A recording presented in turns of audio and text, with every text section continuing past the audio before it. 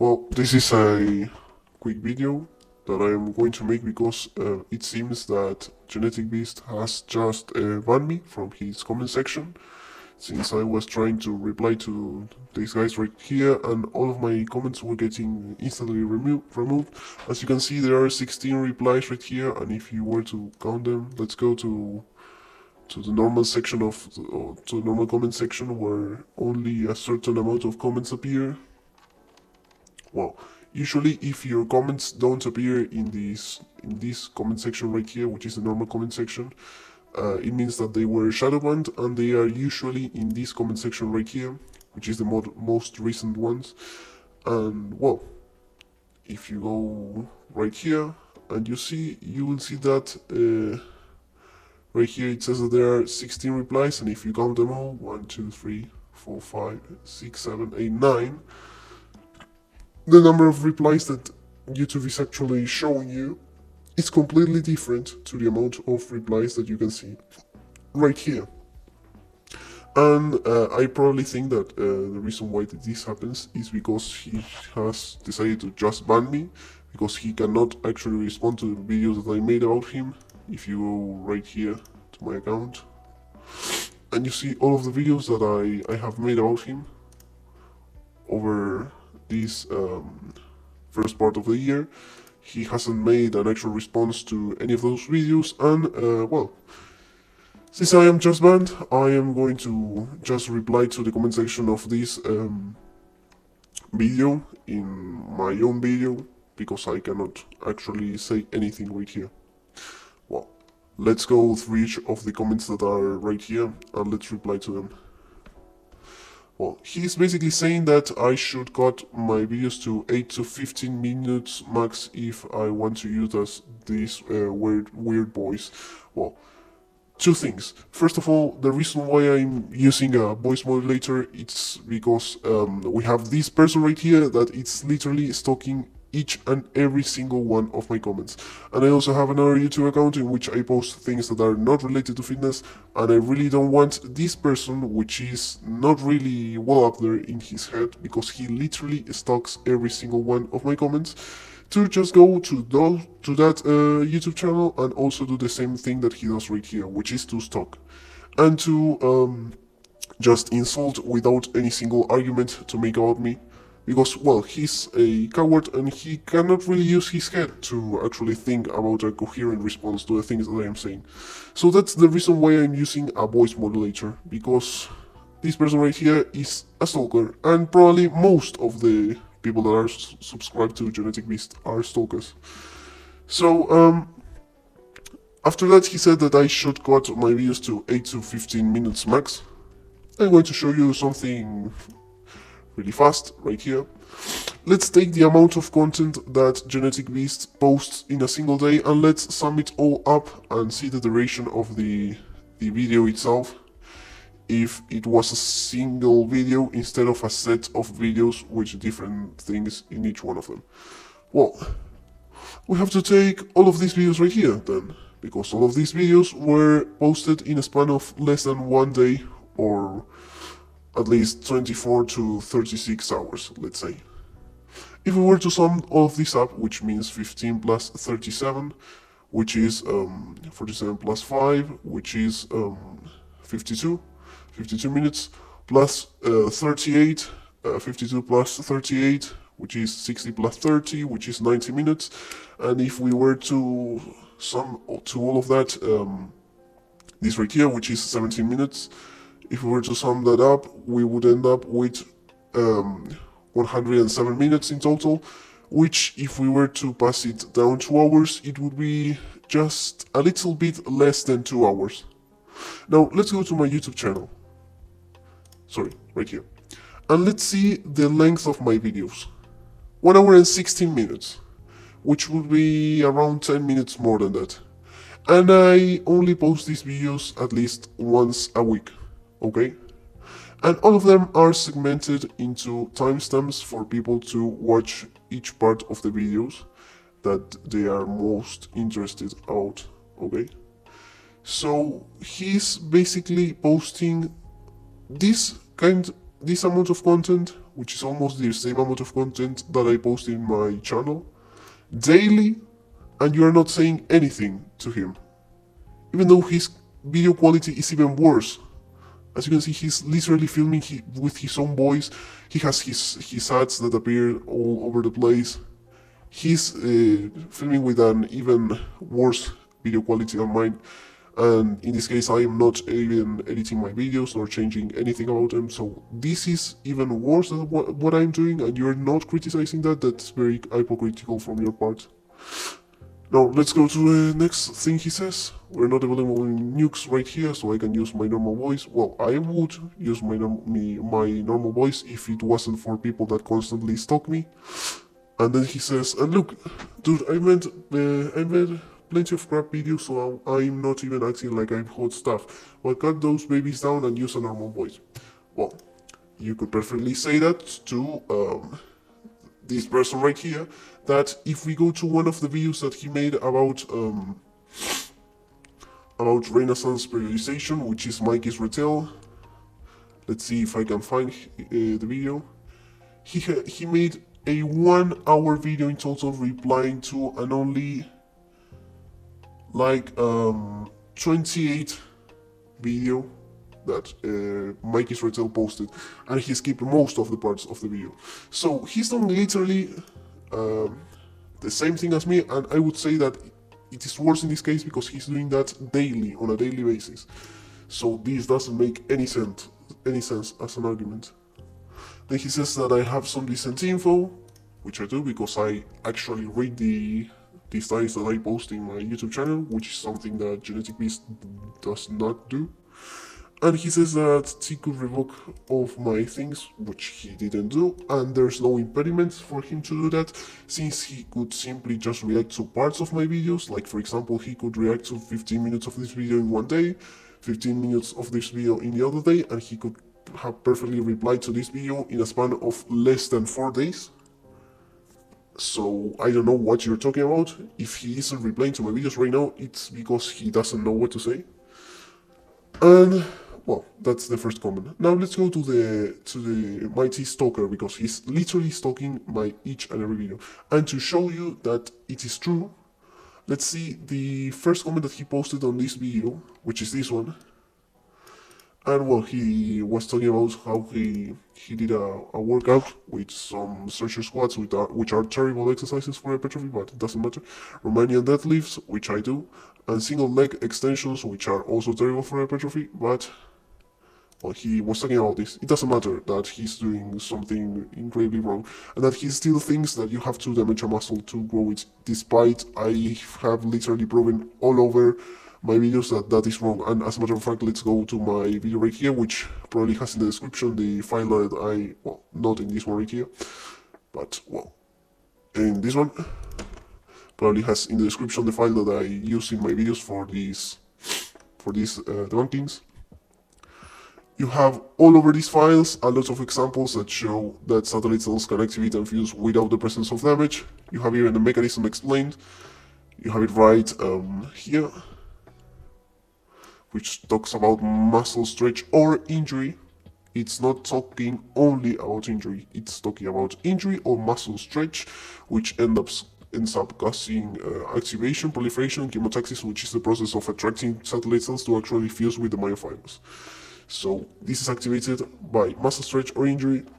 You also have something right down here, no, up here, which shows the differentiated mechanism between regeneration of muscle fibers and hypertrophy, which are two different things. And it shows how this process is completely independent of muscle damage. You can read it, or you can watch my videos. You have muscle regeneration, muscle hypertrophy.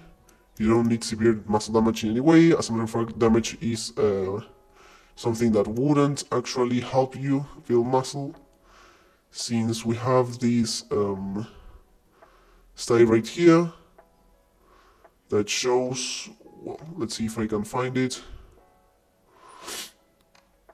This one is about DOMS, that shows that DOMS is not that well correlated with damage.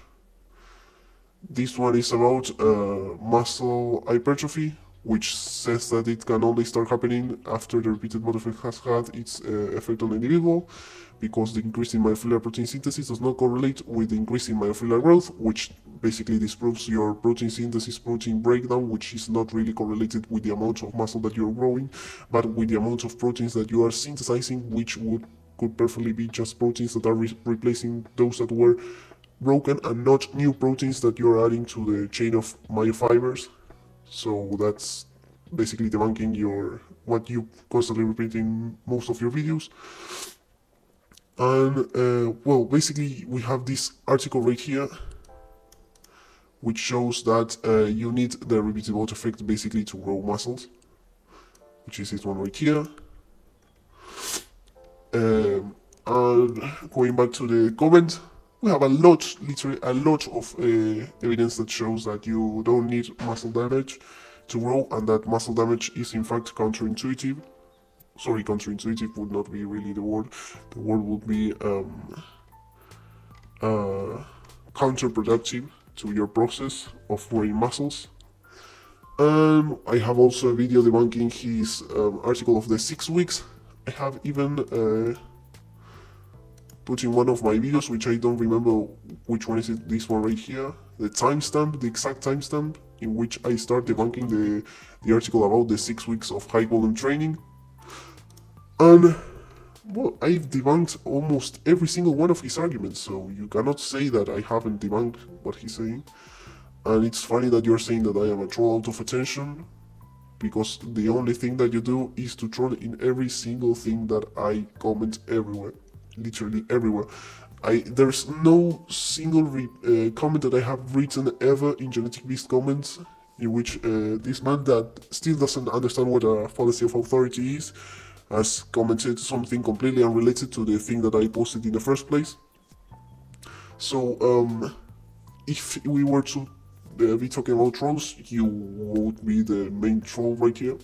He says that I have no videos of myself lifting. I have already explained why I am not going to lift to show myself lifting, precisely because of these kind of people that constantly stalk everything I post. So I am not even going to show my face nor a single part of my body, because we have here Psychotic Grandpa, which is going to stalk everything I post, and he's literally obsessed with Genetic Beast, because he has to go literally everywhere to try to defend what he's saying, and actually failed at doing that, because he only starts insulting and fails to reply to actual arguments. So he cannot even do his trolling in a good manner. It's very sad. And this is obviously a fallacy of authority. And let's show him what actually is a fallacy of authority, because he keeps ignoring the thing itself.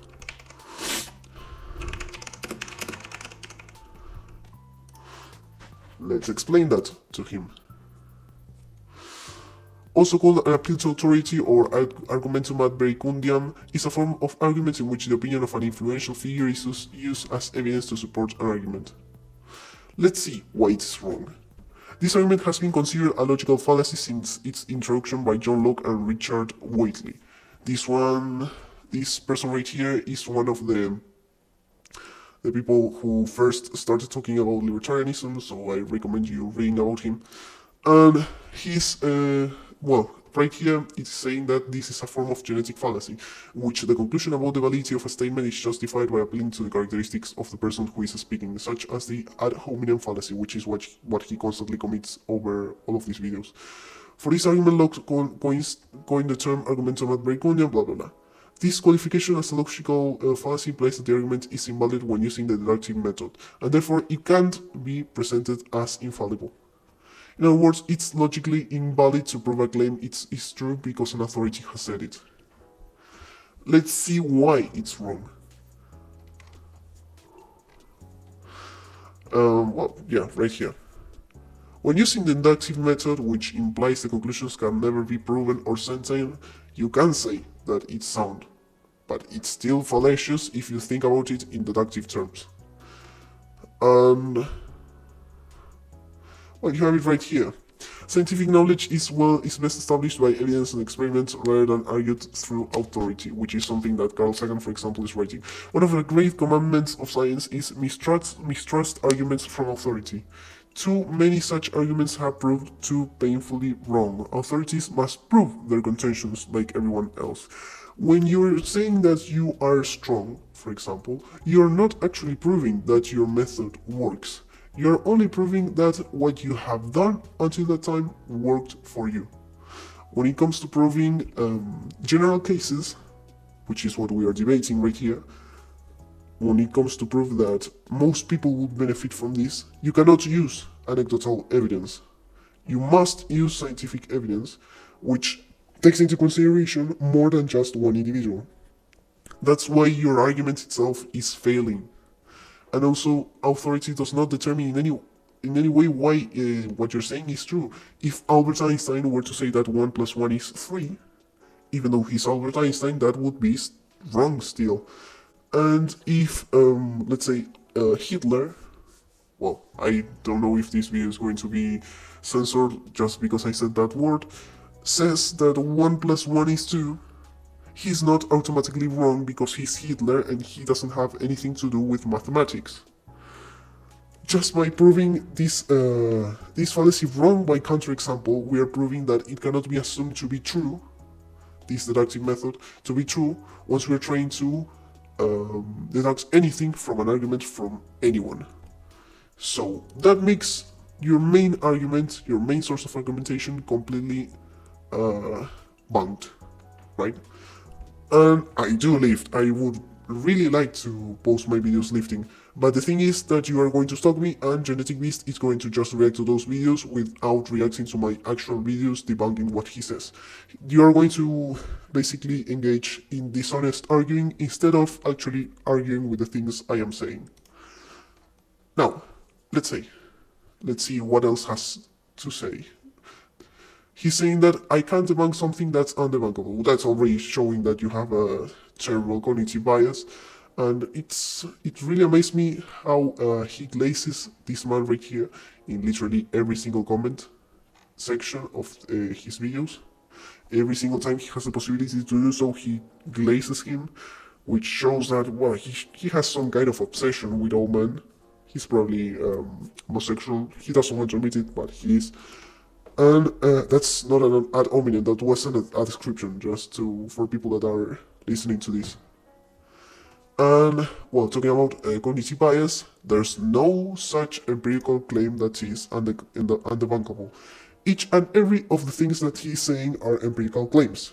They are not true by necessity, therefore they can be debunked. As Albert Einstein, for example, said, his theory of relativity is not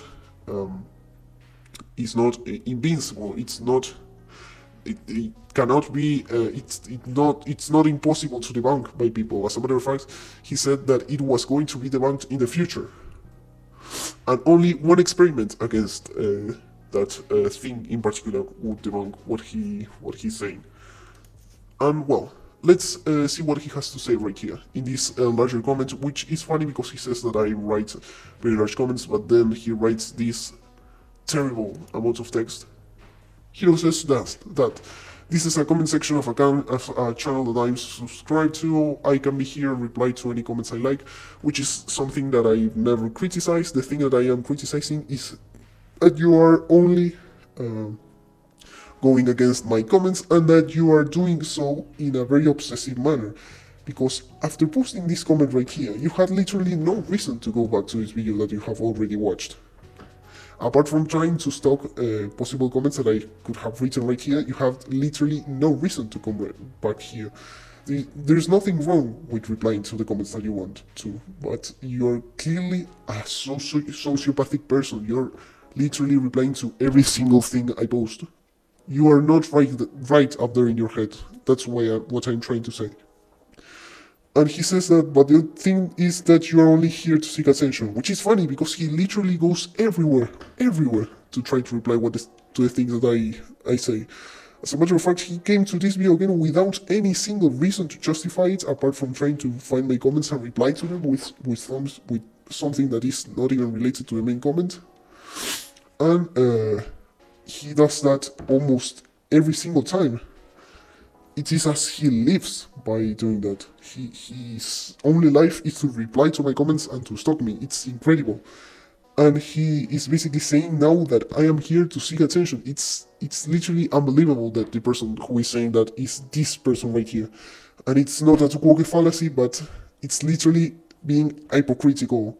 I think that people who are listening to me can understand this. And he's saying that I pretend to debunk things, which is something that he could perfectly prove by just debunking the videos that I have posted in my channel. Because he's saying that my debunkings actually don't work. And he isn't proving that they don't work, but let's keep going. He's not going to engage in honest discussion, but okay. You can debunk the fact that the eccentrics cause muscle damage. Yes, I can. Right here.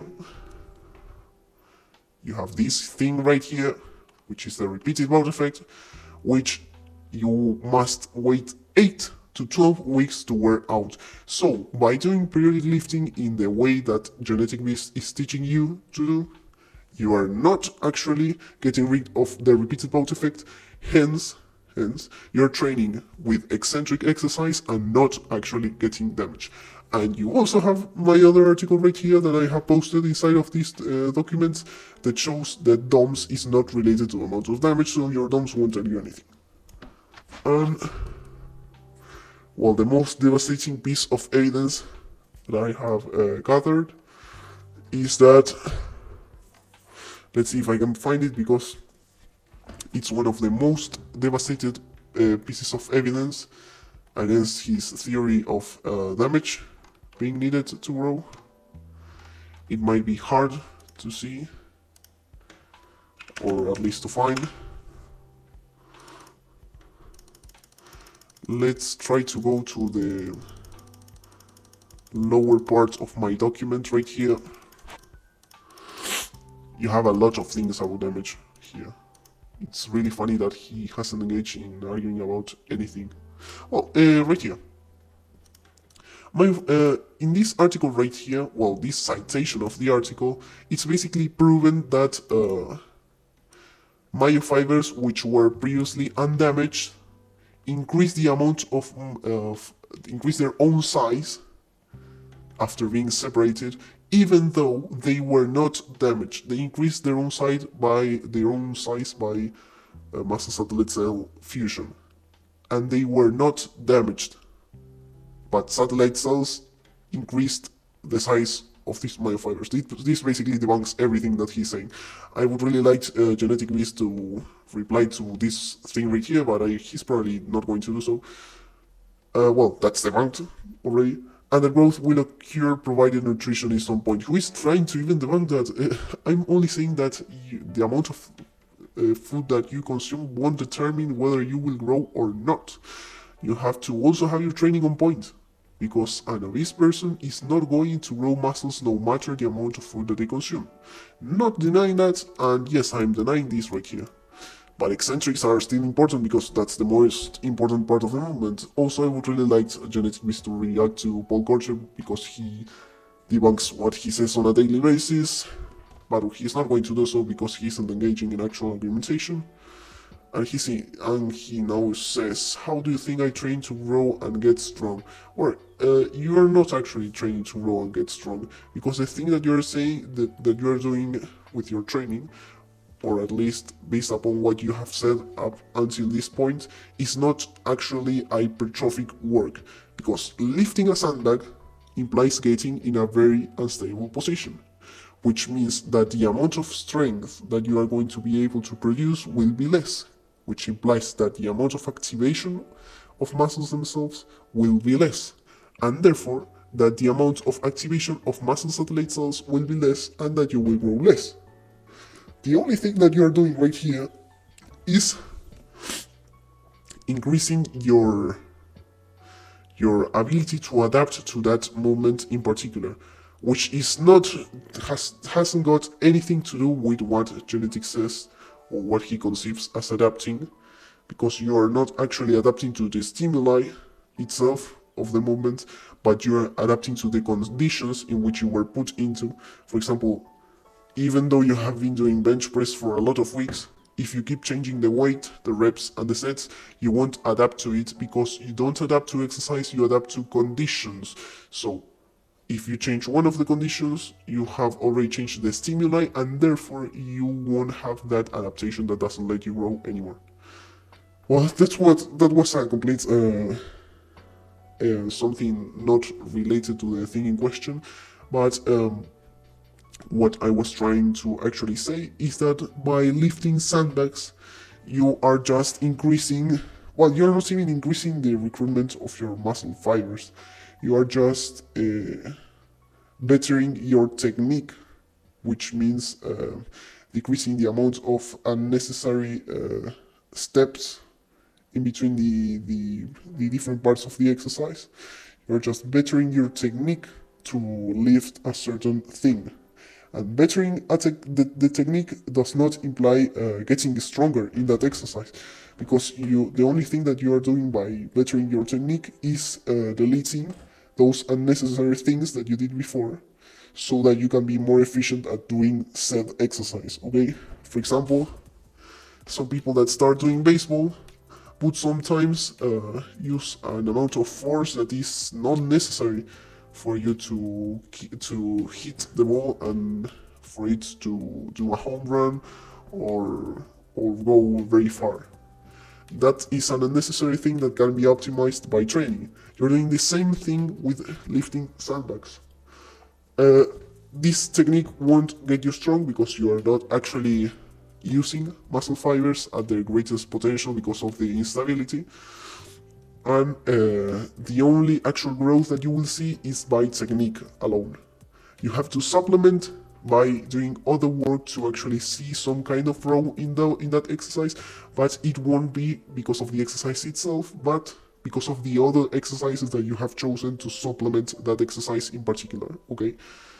So, and also this is incredibly dumb, because just because the training that Genetic Beast is putting right here works for you does not mean that it is actually true, and the way that you're lifting does not show whether the training is good or not.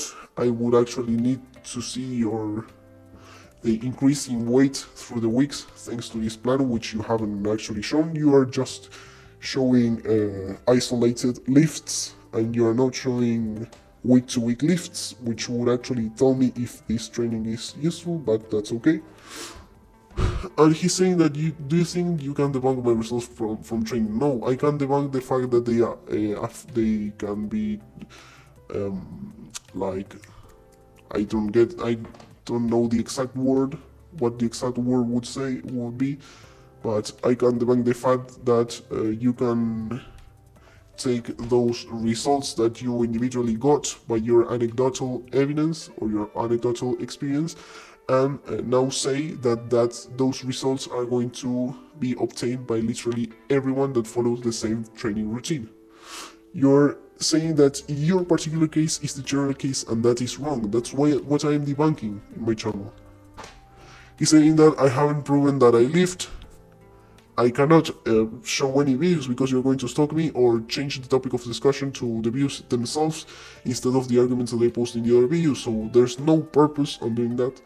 First of all, you would have to at least calm down a little bit and show that you're going to engage with the arguments instead of doing a dominance and constant fallacies.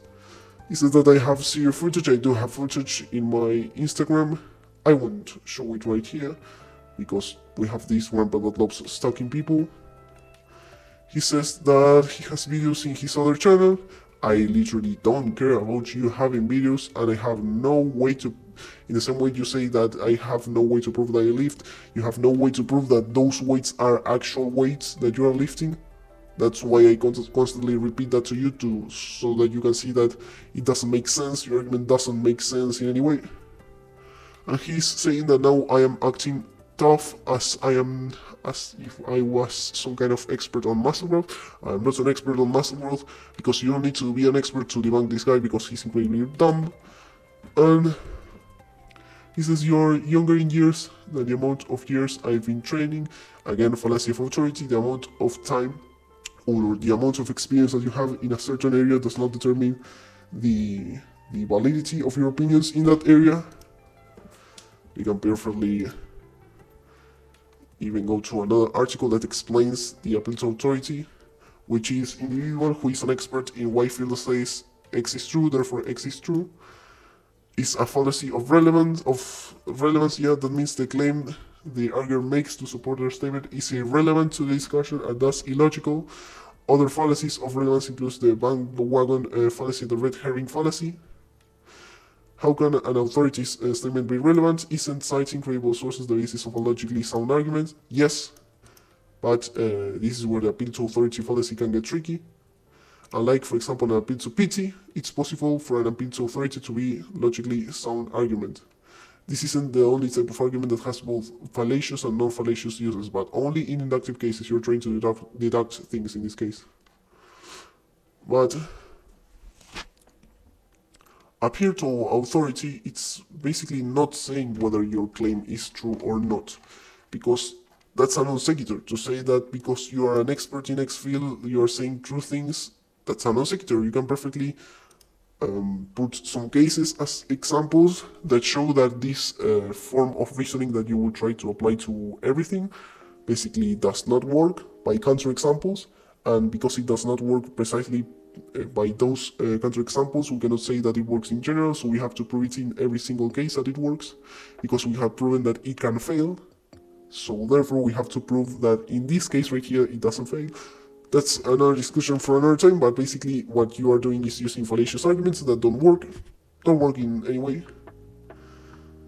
And yes, I'm saying that you're weak because of the same reasons that you are saying that I don't lift, so you shouldn't even be surprised by that. I am doing literally the same thing that you do, and you're saying that it's wrong. Funny. You've seen those few videos of mine, you know I'm not weak. In the same way, you're saying that I haven't lived. I can perfectly say that you're weak, so there's no problem with that. Unless you stop saying this, I won't stop saying that you're weak. That's it. And this does not determine the validity of my arguments, and as I have already explained, I won't show videos lifting. I didn't see you lift that actual weight. I only saw you lifting a barbell with some weights, not exactly 248 pounds, so that's wrong. In the same way, you can just say, you can just assert things without actually proving them, which is you haven't proven that you lift, you're asserting it, that I don't lift, just because I haven't proven it. In the same way, I can assert that those are not actual 248 pounds, because you haven't proven it. As you can see, the argument that you're using doesn't make any sense. That's the main reason why I have been repeating it over the times.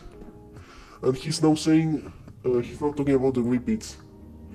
And he's saying that I should prove that I am stronger. The same happens with the grip beats, and this does not determine the validity of my arguments again.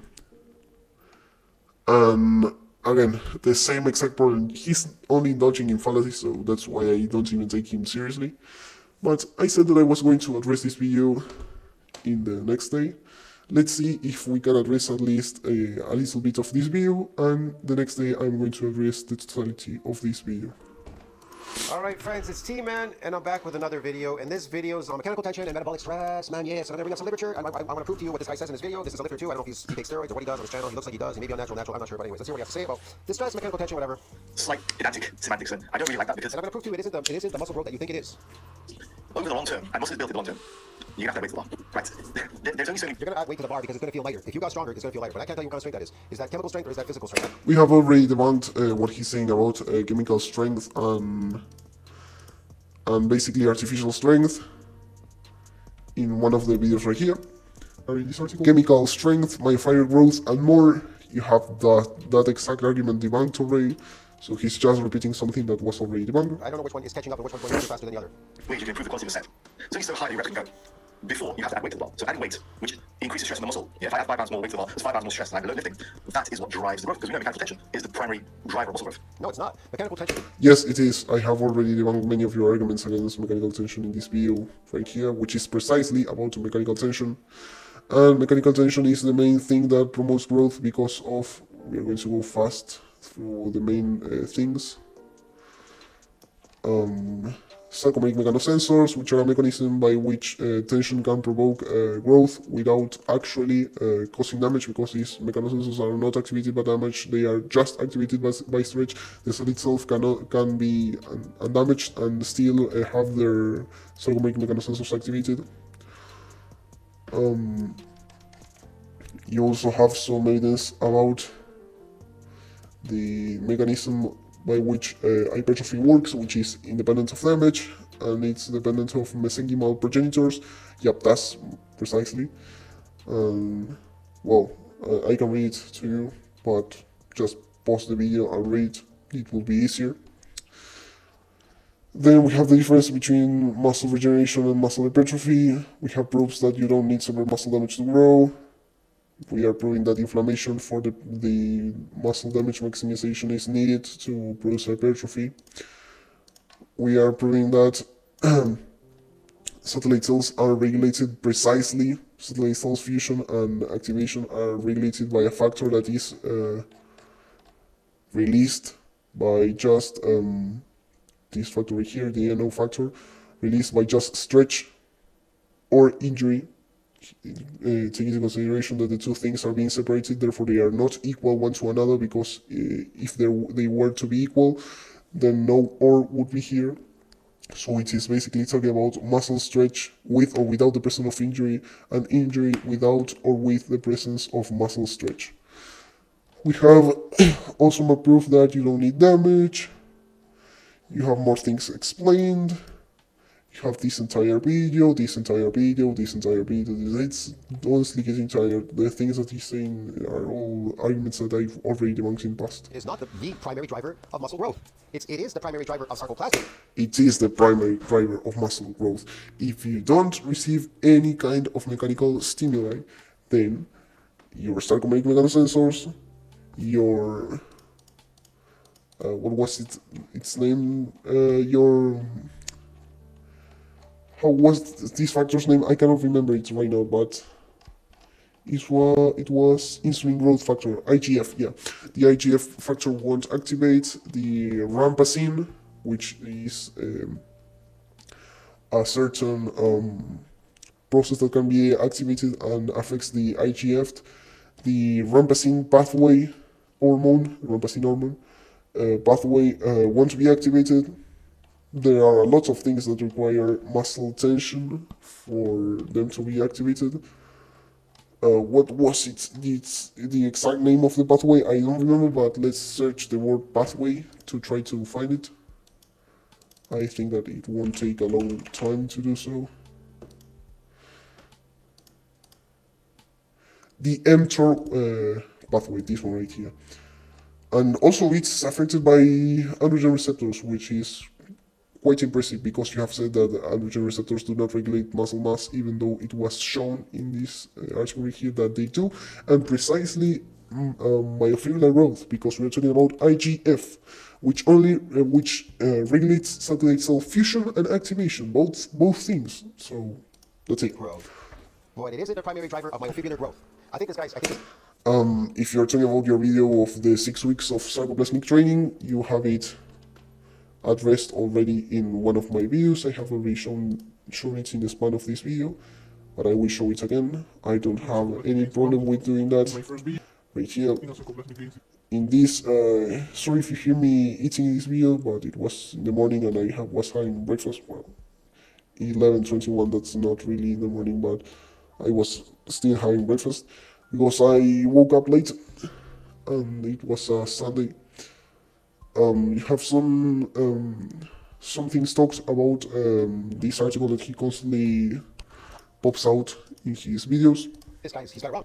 Now he's going to say metabolic stress. So I don't really think that this idea that other factors are the method. Also, he was debunked about metabolic stress right here. In this video right here, gross hypoxia and metabolic stress. He even proved in his own posts that metabolic stress is important for hypertrophy and for satellite cell fusion activation in the exact same article in which he mentioned lactate. Very funny. So that is the outcome really holds up. In my opinion, it's both. Yeah, it is a method because it places more stress and tension on muscle, but it is also an outcome. So it's like a chicken. So there you go. Stress on the myofibrillar stress. Great situation. Yes, but stress does not imply damage. Those are two different things. The myofiber will only start damaging until a certain stress has been reached. So talking about stress in general is not talking about damage. That's a false equivalency. So You elevate the ball, you get stronger and bigger, which means you have to have more weight to the ball, the around it goes.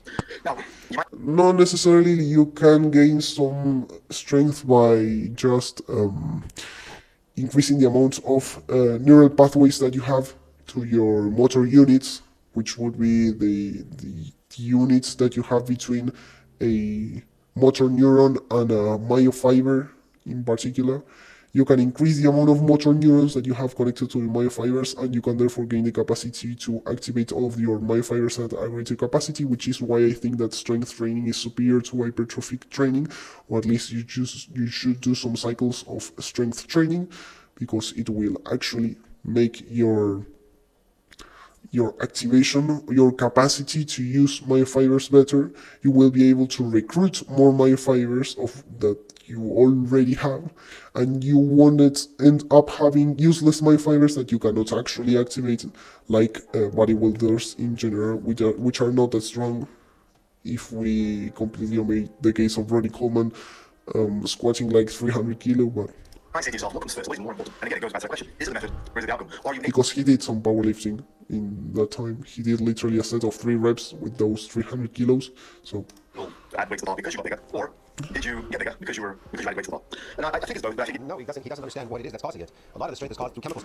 let's see what he's going to talk about. He's going to probably be wrong because he's going to repeat the same arguments that I have already addressed, but let's see. Strength to myostimulate these androgen receptors and adaptation. Androgen receptors are related to myofibrillar growth, as I have proven in my previous videos, and as I have proven in the article that talked about androgen receptors, which is the one right here. Androgen receptors do regulate muscle mass, regulation of IGF, fixed strength does not exist. We have already been through that in the other video about chemical strength and all of that, which is this video right here. No, this one is about adaptations and sarcoplasmic hypertrophy. This one is about chemical strength, I believe. Yes. It's getting very tiresome to respond to things that I have already debunked, but just because these people say that I am not actually debunking what he's saying, I will do it. I don't have any problem with doing so. And androgen receptors and force prevention, adaptation, and force production. That has to do with your muscles. Of course, your body's proliferating more of these androgen receptors for that force production. That's all it's doing. They widen, black hole, whatever. Not really. It's also increasing your activation. Sorry, your linking between testosterone and isotestosterone in particular with androgen receptors, which is giving a signal to the muscle fibers to increase, to upregulate the protein synthesis. So that's just wrong. But it also regulates IGF factors, so that also makes what you're saying wrong, because that regulates myofibrillar growth. So let's keep watching what he says. And a bunch of things. And it proliferates these motor units when you start moving weights around.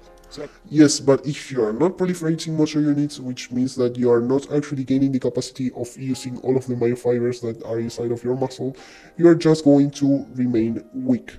And when you actually gain the capacity to use all of the myofibers that you have inside of your muscles, you are not growing fake strength, because you are just being able to extract your actual potential that is there.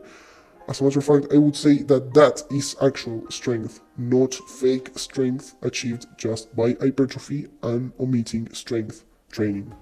but if you want to increase more of that strength, physical strength, you gotta grow more muscles.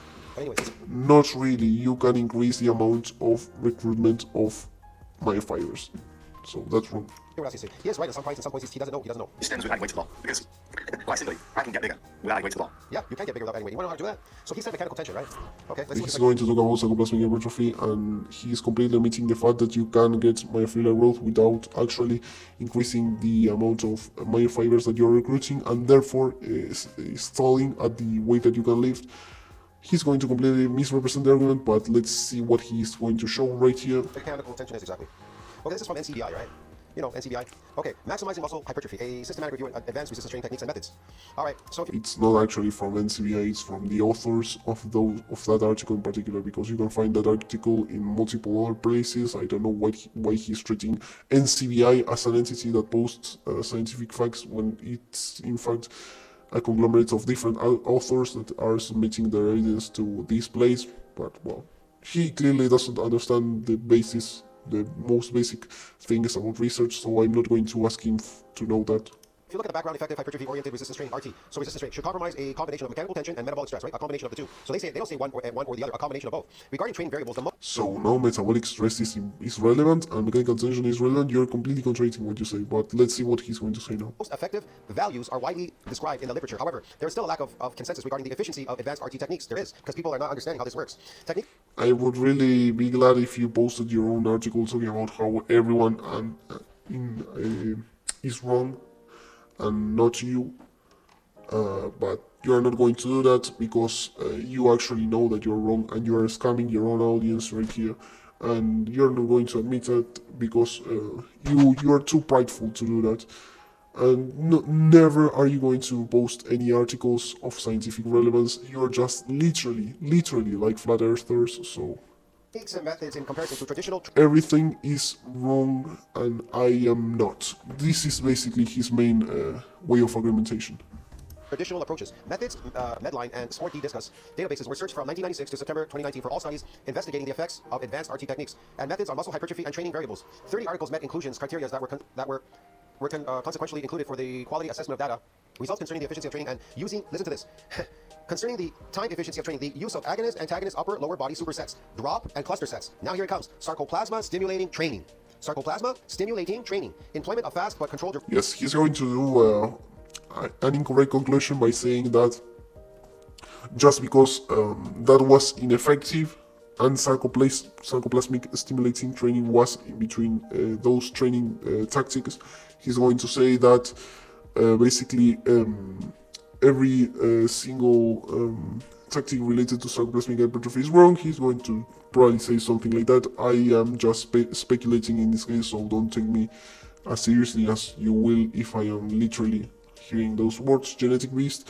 But let's keep watching what he's going to conclude from that.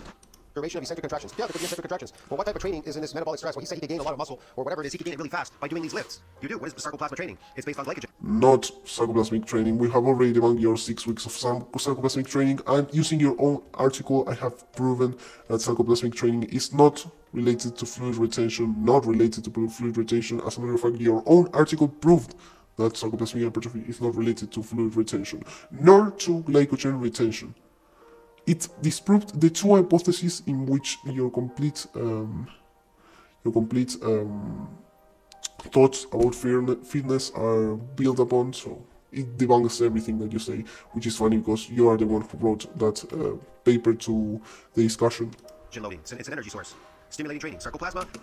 Not really. You are not increasing the amount of mitochondria that you have by sarcoplasmic training. That's very doubtful.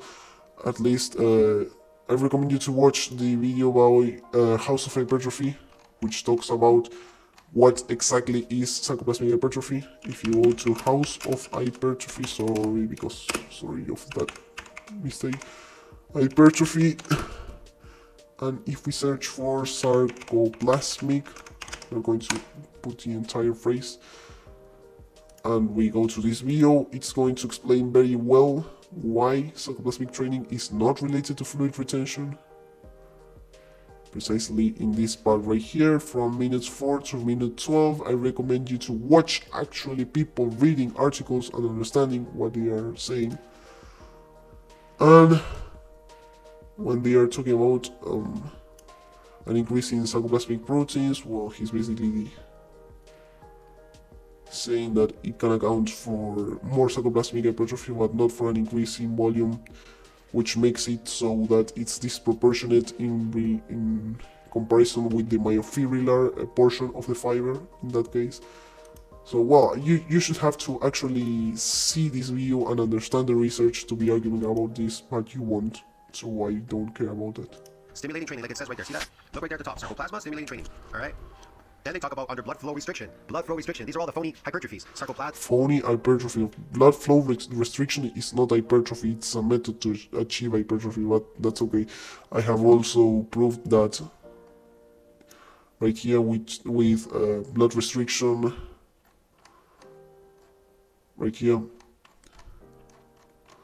Yeah. Right here, this article from Schoenfeld, which talks about this hypothesis, and also he's talking about Katsu, which is a method of blood restriction, and that it actually shows gains in myofascial hypertrophy, but well, you're not even going to listen to that, and you also your excuse about calling every single form of hypertrophy that debunk your claims sarcoplasmic hypertrophy was also debunked, because sarcoplasmic hypertrophy cannot justify any gains that are greater than a 3% of increase in the size of your biopsy of the muscle in question that we are talking about. So you can basically use this excuse that you use about sarcoplasmic hypertrophy in almost no cases. So that excuse is completely debunked. You cannot use it anymore. And let's see what you're going to say. Plasma, stimulating sarcoplasmic hypertrophy, blood flow restriction, provided additional stimulus to advance the traditional training protocols. These are all the phony shits. With regard to higher degree of mechanical tension. Just because they are strange does not mean that they are wrong. That's appeal to emotion, and that's also a kind of fallacy. The use of accentuated eccentric loading. Notice how they always say eccentric. They never say concentric. They always say eccentric everywhere. Okay, so if I only mention a word and a concept in general causing X, then it means that X is only caused by that process in general. Ignoring the fact that that's affirming the consequent fallacy, you're making a clear non sequitur just because the articles that you're choosing, which are obviously confirming your bias, and even some of the articles are not even confirming your bias, are destroying it, but you're only choosing the parts that you think confirm your bias and interpreting in a way that confirm your bias. So, sorry, I got completely lost from what I was trying to say. But yeah, just because all of those articles in general talk about eccentric loading and you misinterpret them as talking about eccentric loading being the only thing that actually causes growth, does not mean that they are actually saying that thing that you're misrepresenting, but okay. Everywhere you read, because that's the damage, that's the real part, that's what's causing. Not need for damage, that's something that we have known for a lot of time. And you also have Paul Carter being used debunking the fact that you need damage. You can perfectly go and watch that, which also debunks your hypothesis. The real growth, it's caused through damage, micro damages, but you're not getting these. It only happens in adaptation. All right. So inflammation of drop set, sarcoplasma stimulating. Now here it goes again. That's why I told you I don't like drop. It's funny that he criticizes inflammation even though he needs it for his way of training to work, because he's trying to cause damage. And the natural response to damage is inflammation, because you won't heal if you don't receive inflammation. Drop sets. I don't like this. I don't like working out in a trained state, because that's what you're gonna get. So inflammation of drop set. This doesn't have anything to do, because you are actually training in a trained state, because you are not waiting 8 to 12 weeks for the repeated bout effect to wear out. So you are actually adapted to damage. You don't know it, but you are going completely against what you try to preach. But even so, it doesn't matter if you are adapted in terms of damage, because the only thing that you must do is to change the stimuli that you are receiving. Remember, we adapt to conditions, not to exercises. We adapt to an exercise to done a certain amount of times, in a certain amount of sets, with a certain weight. If we change any of those variables, we won't be adapted anymore, because we're talking about a different stimuli and our body has never seen that stimuli before. That's it. Sarcoplasmic stimulating training. Low load RT in conjunction with low load RT under blood flow restriction could provide time efficient. Sorry, what he said just now? Inflammation of drop sets, sarcoplasmic stimulating training. Low load RT in conjunction with. Yes, but just because we are including sarcoplasma stimulating training does not mean that all of those training styles are for stimulating sarcoplasmic training. As a matter of fact, with drop sets you're using low rep ranges, and as House of Hypertrophy shows, you must do incredibly high reps. We're talking about almost 64 sets for the video that we were talking about, 36 sets, 27 sets, 16 sets for the quadriceps with squats, which is a lot, because you shouldn't even be doing 16 sets of squats. That's a lot. That's no one does that. So your studies talk about incredible amounts of volume, and even so, the increase in size that could be justified because of because of sarcoplasmic hypertrophy is incredibly low. So you are not actually achieving your purpose of showing that people is training for sarcoplasmic phony muscles. everything in the literature debunks you, because you actually don't read the literature. That's the problem.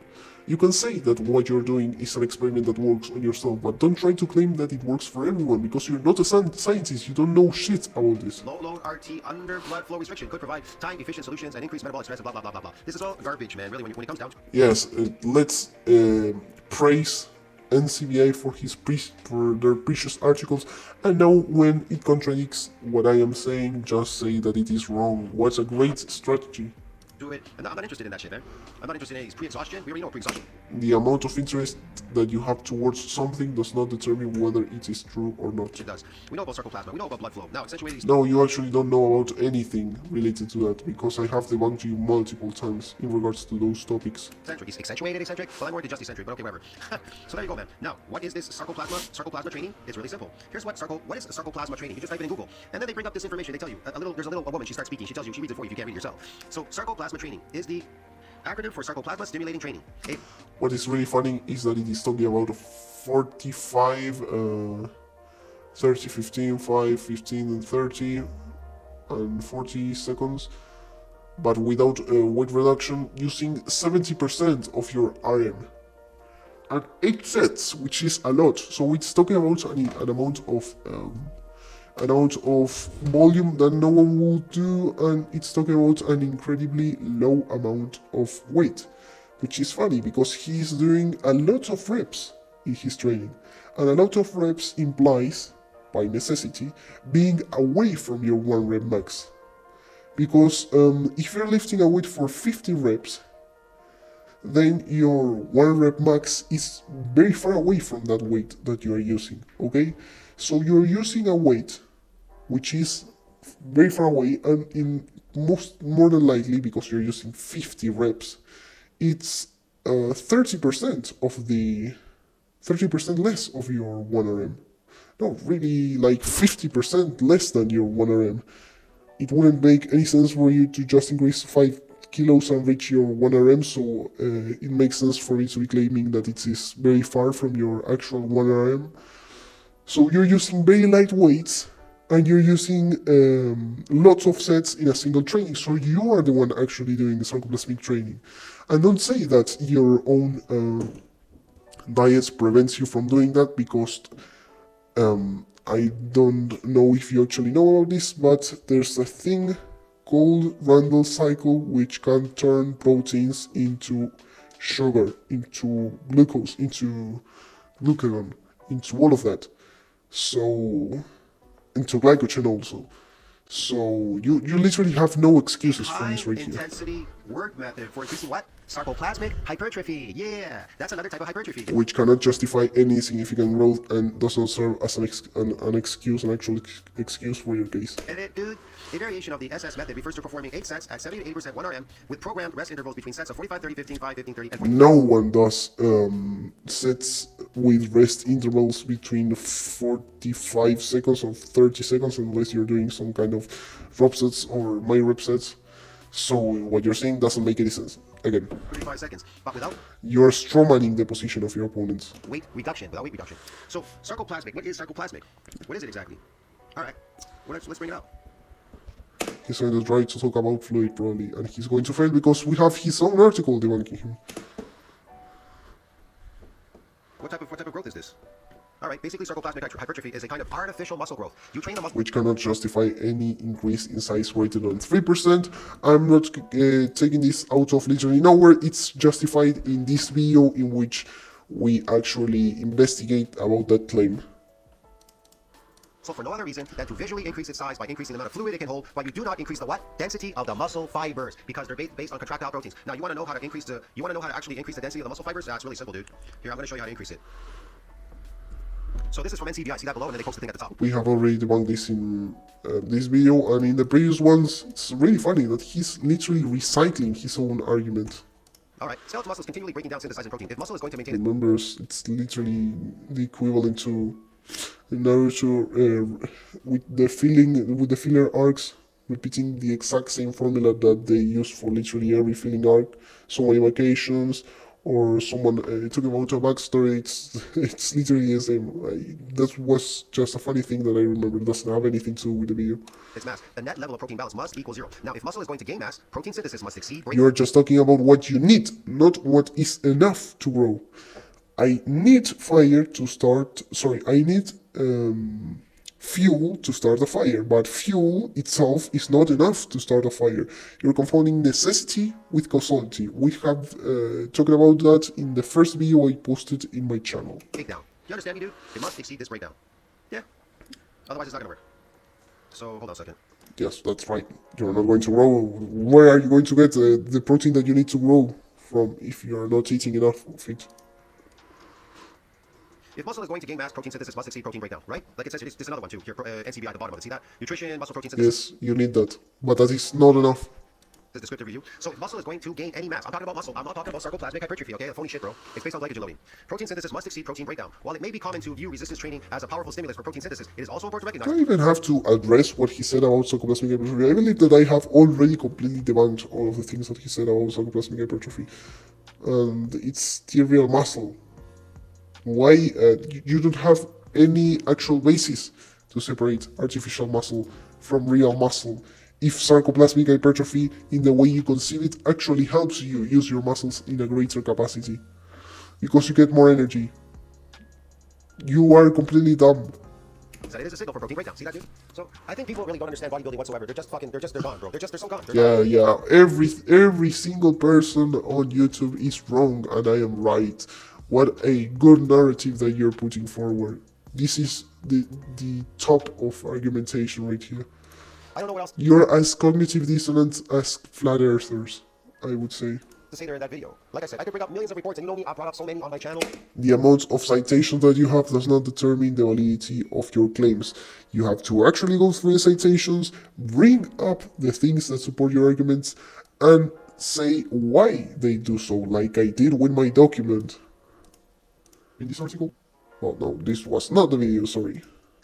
This is the video right here. Even on my old channel, I brought up millions of reports to try to explain to you why the weight is going up so fast. Which is something that I don't really care about because it was deleted, because you stalk on a daily basis another YouTuber, which is Blaha, so I don't care about that.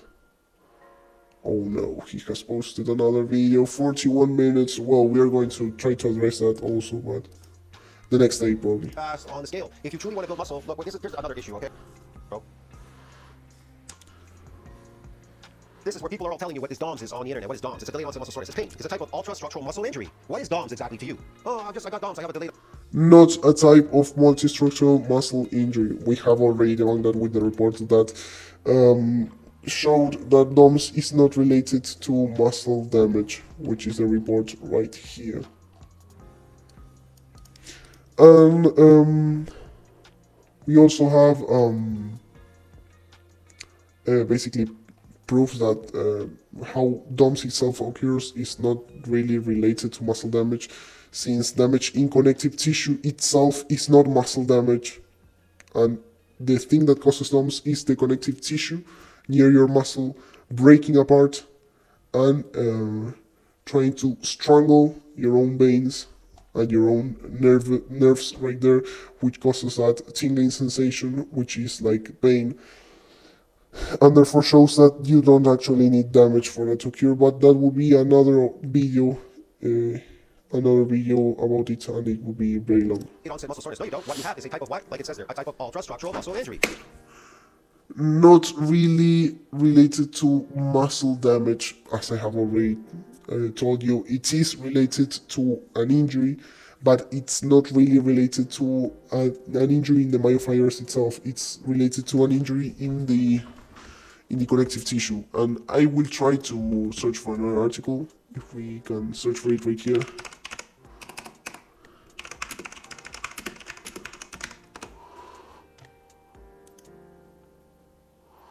And we have this article right here.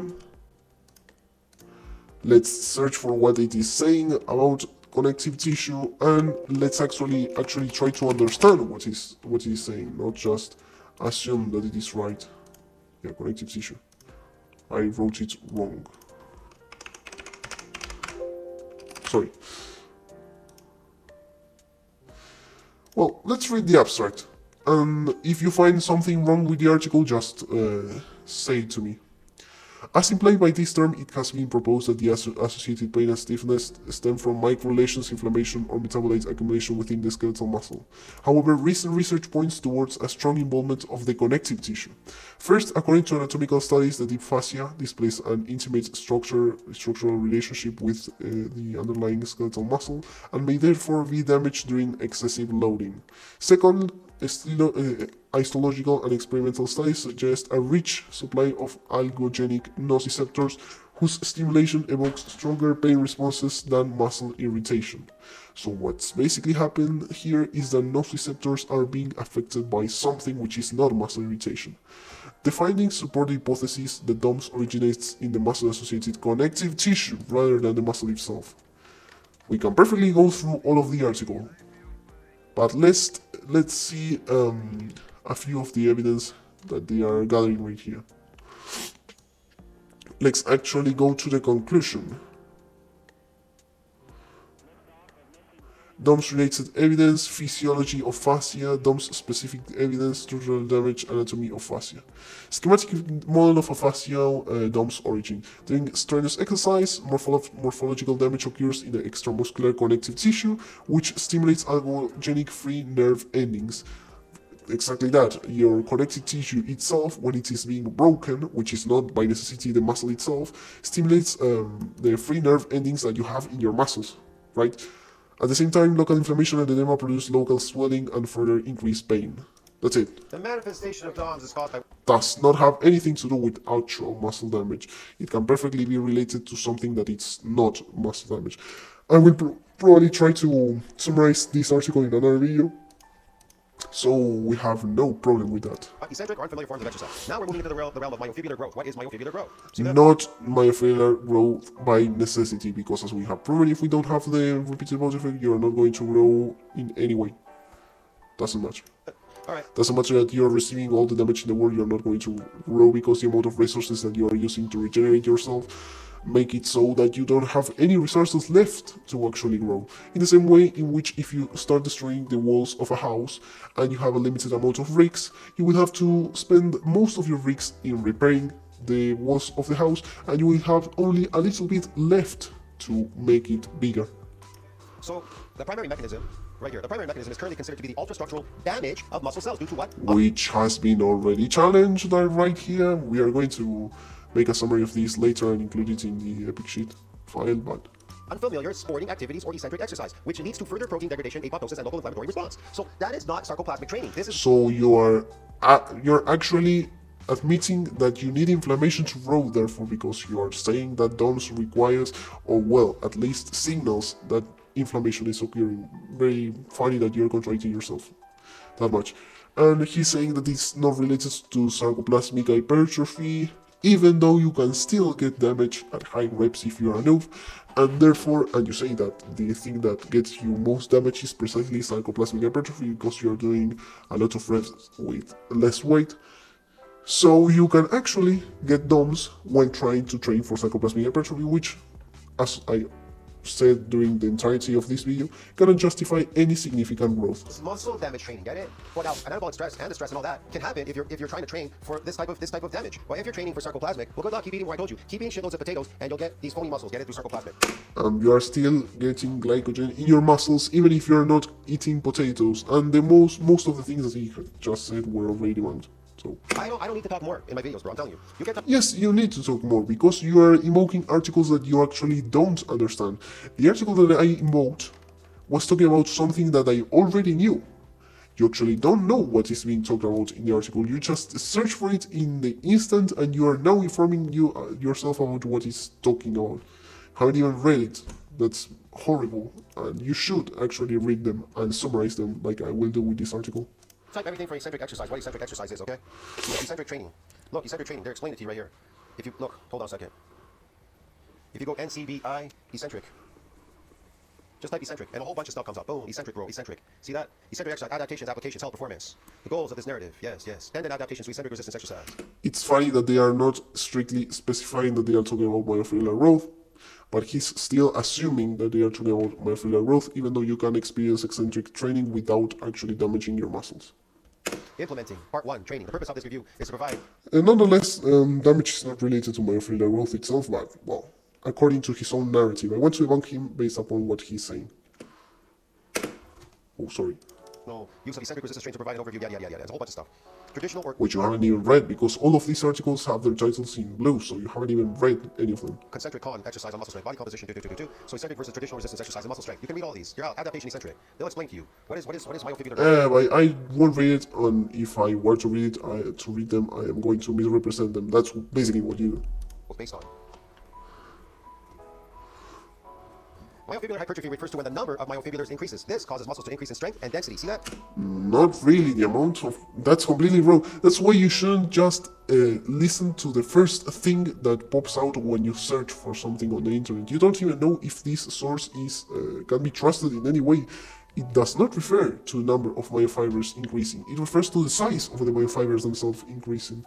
Because hyperplasia cannot occur in humans, and has never been proven to occur in humans. What you show in most of the files right there that you bring up, or what in the articles that you bring up, is myofiber regeneration, which is not hyperplasia. Which is just the generation of new myofibers to replace those which were broken. You are not getting a surplus of myofibers. You are just getting a neutral quantity. What sarcoplasmic does not, remember? The muscles also contain... Sarcoplasmic hypertrophy cannot justify any growth, so I don't get what is your point with this. It also contains some sarcoplasmic fluid. I didn't say you couldn't use that. Sarcoplasmic fluid is completely wrong. That's completely wrong. I don't even know where he brought that information from. He literally searched for the first thing that appeared right there and didn't even enter into the article itself. Sarcoplasmic fluid has nothing to do with sarcoplasmic hypertrophy. Nothing.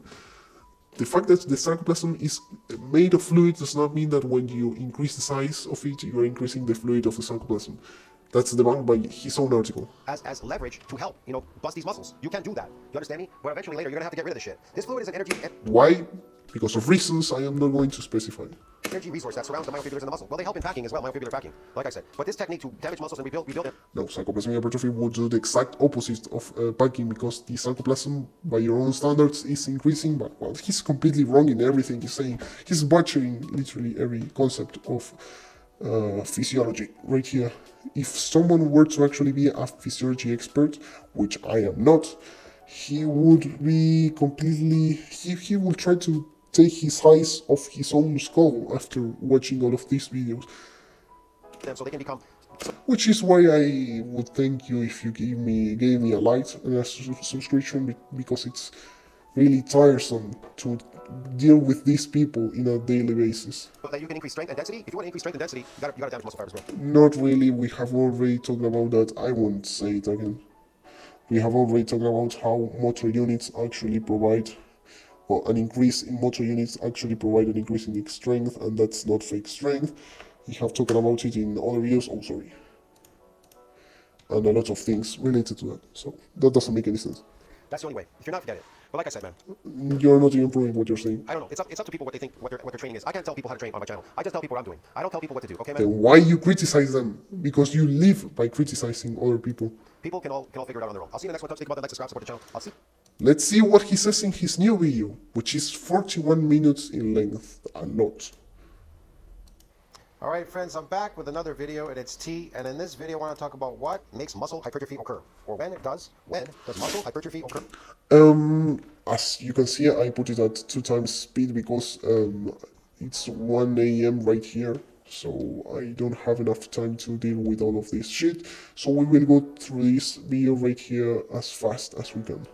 Or how does muscle hypertrophy occur? That's actually better. How does muscle hypertrophy occur? I know all you're gonna say, man, I gotta lift heavy weight, I'm gonna get hypertrophy, my muscles are gonna hypertrophy. Man, they're not gonna hypertrophy, just lifting a weight or even damaging muscles or doing anything. Now, yeah, because the stimuli itself is not needed to grow muscles. They will grow on their own. You don't need any messenger. The proteins themselves are actually sentient beings.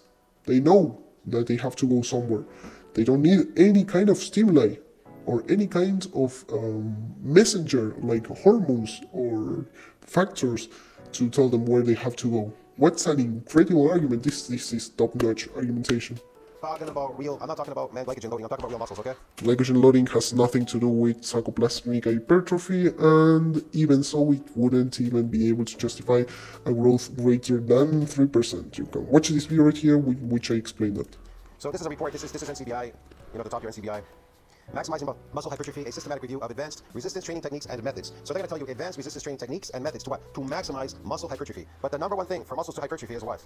Right here. See this? Muscle hypertrophy occurs when muscle protein synthesis exceeds muscle protein breakdown and results in a positive net protein balance in accumulative periods. Without that, none of you are going to build any real muscle.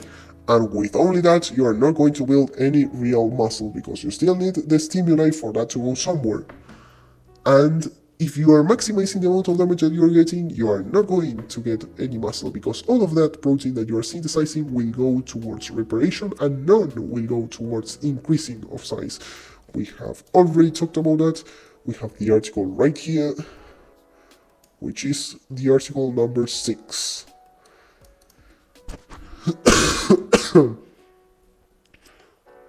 And I believe that I have talked about it even before.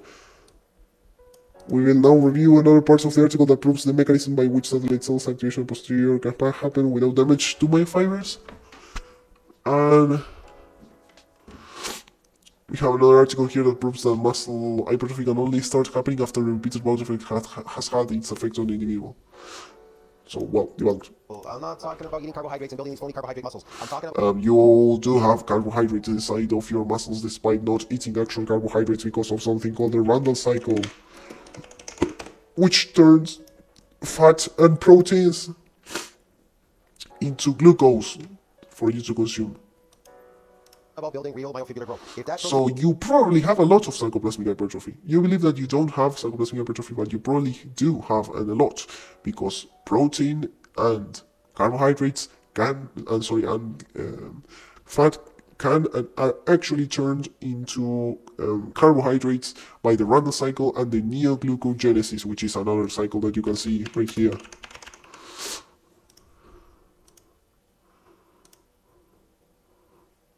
Which is the process by which you generate glucose. does not exceed that breakdown, then guess what? Zero, get it, broski. So that's the number one thing that makes muscle hypertrophy occurs under what? When protein synthesis No, it does not make it occur. It permits it from occurring. exceeds this breakdown. So if you can concentrate on that, then you're always going to hypertrophy, no matter what you do in the gym. You're going to hypertrophy, man. It's going to happen eventually. So if I eat enough, I will hypertrophy no matter what I do in the gym. So if I go to the gym and just start twerking, for example, I will grow. What a great person right here. And so the rest Great arguments. need to focus on these other things like resistance training and all that, okay? So primary resistance training intervention used to develop strength and stimulus muscle hypertrophy, increase in muscle mass. And so additional increase in muscle mass is one of the goals of bodybuilding. It is additionally that's the goal of bodybuilding to get some muscle mass, right? Okay, and many recreational strength trained individuals. Not really. Some bodybuilders mix strength training with actually increasing the body size because bodybuilding is just building your body. You can build the strength or the size. Further, more adequate levels of muscle mass are an important issue for health standpoint because its low levels are associated with increased risk of several diseases such as cardiovascular disease and cardiometabolic risk in adolescents as well. Oh, so you completely disagree with what Goatis is saying then, because Goatis says that you should get rid of muscle mass, which is kind of funny. We will also debunk that guy because he's saying complete nonsense, and he's convincing people that they shouldn't even touch a dumbbell in their life, which is something very bad. Well, that's type 2. Diabetes in middle-aged and older adults. It's true, you should have some muscle. You should definitely grow because you're going to be losing as you get older. So, yeah. Yes, that's called sarcopenia, and Goatis denies that. This could be achieved, so this protein synthesis thing, okay, this could be achieved with both RT and protein ingestion, which stimulates muscle protein synthesis. Yes, so resistance training with what? Protein ingestion, which stimulates protein. You know what RT is referring to in that case? It's referring to resistance training. And it's basically saying that muscle hypertrophy occurs when muscle protein synthesis exceeds the breakdown and you have positive net protein balance, and this can be achieved by both resistance training and protein ingestion. So not only eating protein will make you increase the net balance, because when you train your body, it makes itself more effective when it comes to use of protein as a form of adaptation, and you now need less protein to grow. Synthesis leads to as we have shown in a previous video in which we talked about the amount of protein that you need to grow, which I believe was this one, the one about sarcoplasmic hypertrophy. Let's see the title. No. Well, let's see the timestamps. Protein intake, you have it right there. decreases in muscle protein breakdown, but it must exceed that breakdown. See what I mean? It must exceed it. If it doesn't exceed it, nothing's going to go on there in any real mass or any muscle. Yeah, that's true. I cannot debunk it because that's true. You need to exceed that breakdown, but it won't be enough. As long as he's saying that you need that and not that it causes growth, that's okay. And in the damaged state, man, there's going to be more apoptosis. All right, from the nutritional point of view, protein. Apoptosis, for those that don't know, is the death of the muscle fibers because they are not getting enough nutrients. Alongside with RT is a potent stimulus for muscle protein synthesis. Yeah, we definitely know that, yes. Like he doesn't even understand what he just read. It's basically saying that nutritional point of view, protein alongside with RT is a potent stimulus for muscle protein synthesis. Yeah, we definitely know that, yes. You need nutrition, which is the increase of ingestion of protein to actually grow muscles. That's basically what he's saying. He probably doesn't even remember what he just read. Exercise order number, performed, repetitions and sets, tempo, movement, yes, duration periods. Okay, So, yeah, I just wanted to review this NCBI report. Have been extensively explored and discussed to maximize muscle adaptations. So, he's basically admitting that the amount of sets, the amount of reps, the amount of volume, the amount of rest periods, and all of that is actually influencing your training, which he has been completely obviating when he said that you adapt to exercises instead of specific stimuli. Another thing that debunk him. I just want to go through really fast, man, some stuff in here, okay? Moreover, reacting to violate libation fatigue, all times necessary to make significant gains in hypertrophy, okay, especially when training with high loads. They're talking about, they talked about sarcoplasmic hypertrophy up there. Where are they talking about sarcoplasmic hypertrophy? Let's read what it's actually saying. Reaching volitional fatigue at all times is not necessary to make significant gains in hypertrophy. Let's see what it's actually saying. Several studies have found, I am reading this part here, that training with low loads, which means 30 to 60%, of 1RM results in similar hypertrophy to training with moderate and higher loads, which is something that Mike Israel was saying, when volitional fatigue occurs. So which is equating strength training with hypertrophic training, which doesn't make much sense, but either ways it would be proving the fact that the amount of hypertrophy that you receive by both cases is the exact same. So, well, I don't know exactly what is related in that sentence, what inside of that sentence is being related to sarcoplasmic hypertrophy, but that's okay. And no size can be justified by sarcoplasmic hypertrophy. No at all, as we have already talked about. And it's saying reaching volitional fatigue at all times is not necessary to make significant gains in hypertrophy. You don't have to overreach with the amount of sets to do so. That's right. Through really fast, man. Some stuff in here, okay? Moreover, reacting to violate libation fatigue, all times necessary to make significant volitional fatigue. He hasn't even read the article itself. Gains in hypertrophy, okay, especially really funny. when training with high loads. They're talking about sarcoplasmic hypertrophy up there. They'll talk about it again down here somewhere. So yeah, RT is definitely I thought that I wasn't recording. Sorry. Very important, I would say, definitely important. So yeah, man, I don't know what else to say there in that part. Let me move down here to the bottom here, sorry. We'll move something here. Literature research, okay, strength training, resistance training, hypertrophy training, or muscle and or time under tension, or movement velocity, or eccentric overload, or accentuated eccentric, or blood flow restriction, or blood flow restricted, or occlusion, or cluster set, or superset, agonist, antagonist, or pre-exhaustion, or drop set, or sarcoplasmic. They are searching for each of the advanced methods of training to see how effective they are. Basically, that's the article. That's what the article is about. Advanced training techniques, or also, I want to see what.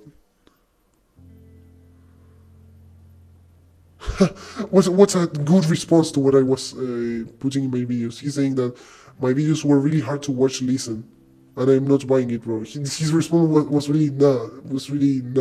I won't listen to what you're actually saying.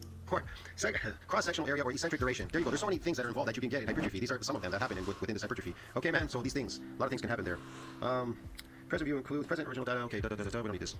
Inclusion and exhaustion criteria. It's a technique. Research studies investigate efforts of advanced resistance training techniques and methods on muscle hypertrophy and training variables were the primary focus of the literature. Search early screening of the articles based on, and then whatever. I gotta get into that. Muscle number one, comparison of different advanced RT techniques and methods with RT programs performed in traditional training protocols. Number two, muscle hypertrophy or muscle strength and or training volume were assessed. Okay. Yes. These parts not important, man. It's too much charts here. These parts are not important, despite they are the main thing in which the article is being based upon. What really funny. Let's see what the actual charts are about. Yes, these parts not important, man. It's talking about the different experimental details of the study that they use in the meta-analysis, because this is a meta-analysis. We have tempo, AEL, which I don't know exactly what it means. And yeah, it says it right here. Accentuated eccentric loading. It's talking about the specific things of each one of the articles. So that's funny. Training considerations. 3 major factors are emphasized in conventional hypertrophy models: mechanical tension, metabolic stress, and muscle damage. So there you go. Mechanical tension, metabolic stress, and muscle damage. These factors can occur.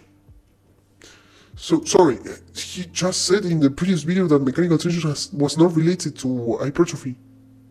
What? He's literally contradicting himself less than 2 hours after saying something. By optimal manipulation of RT variables. They can, if you know how to manipulate them to your favor. You need experience to learn how to manipulate them. You don't, because you're all adapted and you're all doing the same exercises and lifting heavy weight. Progressive. Which has already been debunked. You don't adapt to exercises, you adapt to variables of training, to conditions of training, to reps, sets, weight, and a certain exercise, all being static.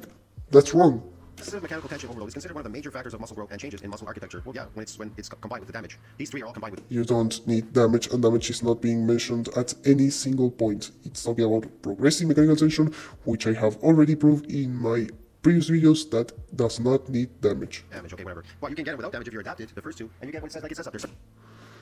But, sorry. Combined with the damage. These 3 are all combined with damage, okay, whatever. Well, you can get it without damage if you're adapted, the first. You can get them without a damage if you're adapted. So you're talking about your case, because you do have the repeated bounce effect being active upon you, because the repeated bounce effect won't wear out until at least 8 to 12 weeks pass out. So. 2, and you get what it says like it says up there, sarcoplasmic hypertrophy, okay? So. Why is sarcoplasmic hypertrophy even being mentioned? Metabolic stress is not related to sarcoplasmic hypertrophy. You literally proved in one of your videos that metabolic stress was related to actual myofibrillar hypertrophy because it's related to muscle satellite cell fusion and activation. You're incredibly dumb. I cannot believe this. Progressive mechanical tension overload growth. Okay, so factors of growth and changes in muscle architecture that attain increasingly RT intensity. And low number of repetitions, 1 to 5, as well as long rest intervals. 3 to 5 minutes is largely oriented toward a greater magnitude of mechanical tension, which primarily develops strength, while muscle hypertrophy is compromised. It can be compromised because you're not doing enough to get muscle damage, okay? You are not doing enough, but you are lifting a greater weight and getting a better stimuli? Are you dumb? Really? It's not enough to draw the glycogen in the muscle, these low repetitions. These low repetitions are not enough to draw the glycogen. So you're basically saying that strength training is better for myofibrillar growth? So you're admitting that your nonsense about maximizing the amount of reps that you're doing does not make sense, and glycogen loading doesn't have literally anything to do with actual growth of the muscles. It cannot justify any growth. And we have already been through all of his arguments about what was it? Glycogen loading, yeah, in this video, precisely. These low number of repetitions, okay? So it's compromised. RT with a lower number of repetitions yet with high loads emphasizes mechanical tension, results in high levels of neural recruitment, fast twitch muscle fibers. Another critical variable influencing hypertrophy with the evidence. Yes, and because you are recruiting more muscle fibers, you are basically increasing your ability to do so by creating more neural adaptations, and you're also increasing the actual amount of myofibrillars that you have because of certain processes that are completely dependent upon mechanical tension and not dependent upon damage, as we have been exploring during the duration of this video, this channel, and in the article right here that we have. Dose response relationship RT volume, high RT volume, 28 to 30, sets, muscle, and weak is associated with greater increases in hypertrophy compared to lower volume. But again, if protein synthesis doesn't exceed this breakdown, then you're not going to see anything. So, sorry, what does it even have to do with the things being talked about here? If hypertrophy is occurring, then that is occurring. If protein synthesis is if hypertrophy in the first place is occurring, it is because protein synthesis is being greater than actual protein breakdown, so that when you calculate the balance, it's positive. So in all of these cases in which hypertrophy occurs, we already know that the balance is positive, that the net balance is positive. So what are you trying to even say or add to the conversation when you say that? The article itself is talking about how these high volumes are actually causing hypertrophy. You're not saying anything about that. You're just saying that you need something for that to occur, which is not an actual argument, because no one is claiming that you don't need that. We're claiming that that's not the cause of actual growth. You don't cause growth by being in a positive net protein balance. You only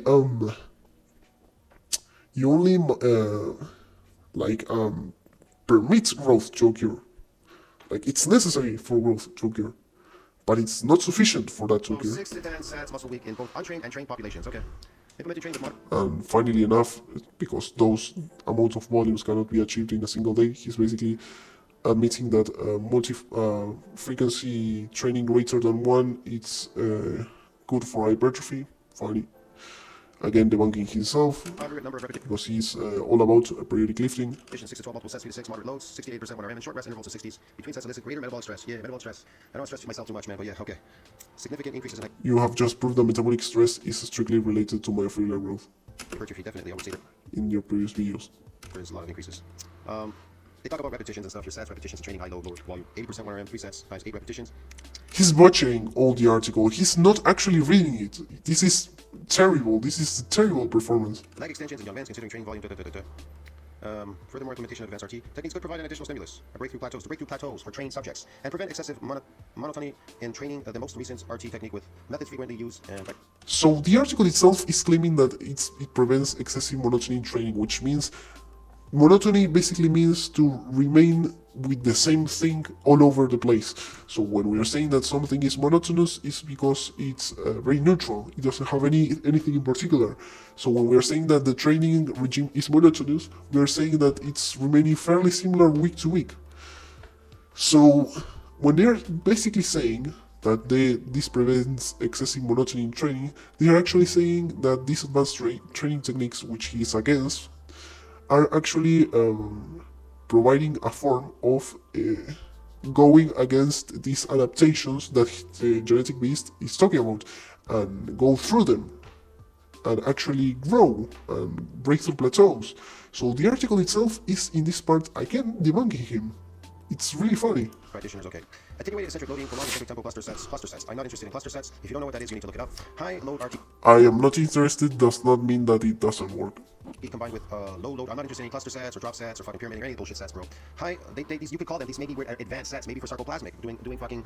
No, those are not about sarcoplasmic stimulating training, because they are strictly separating all of that from sarcoplasmic stimulating training, because they wouldn't be talking about it as a separate thing if those were to be sarcoplasmic stimulating training.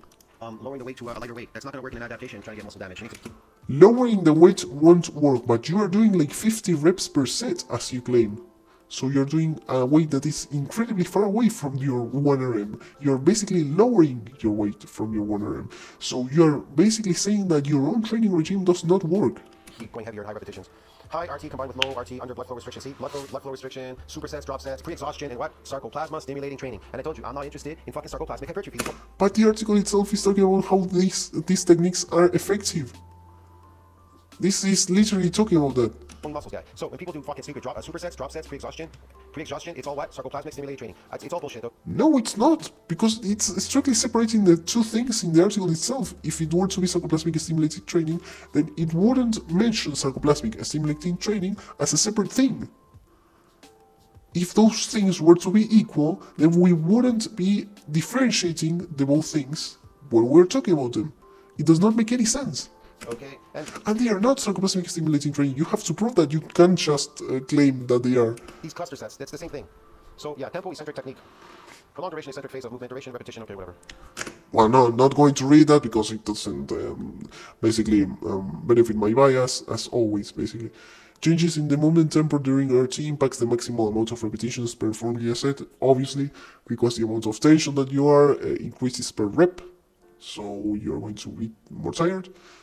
Changes the volume, and I don't know if this is so important. Show that the dominant leg thigh cross-sectional area increased in a similar manner following both the slow and the fast. So it actually doesn't change things, and I don't actually care a lot about tempo, so doesn't matter.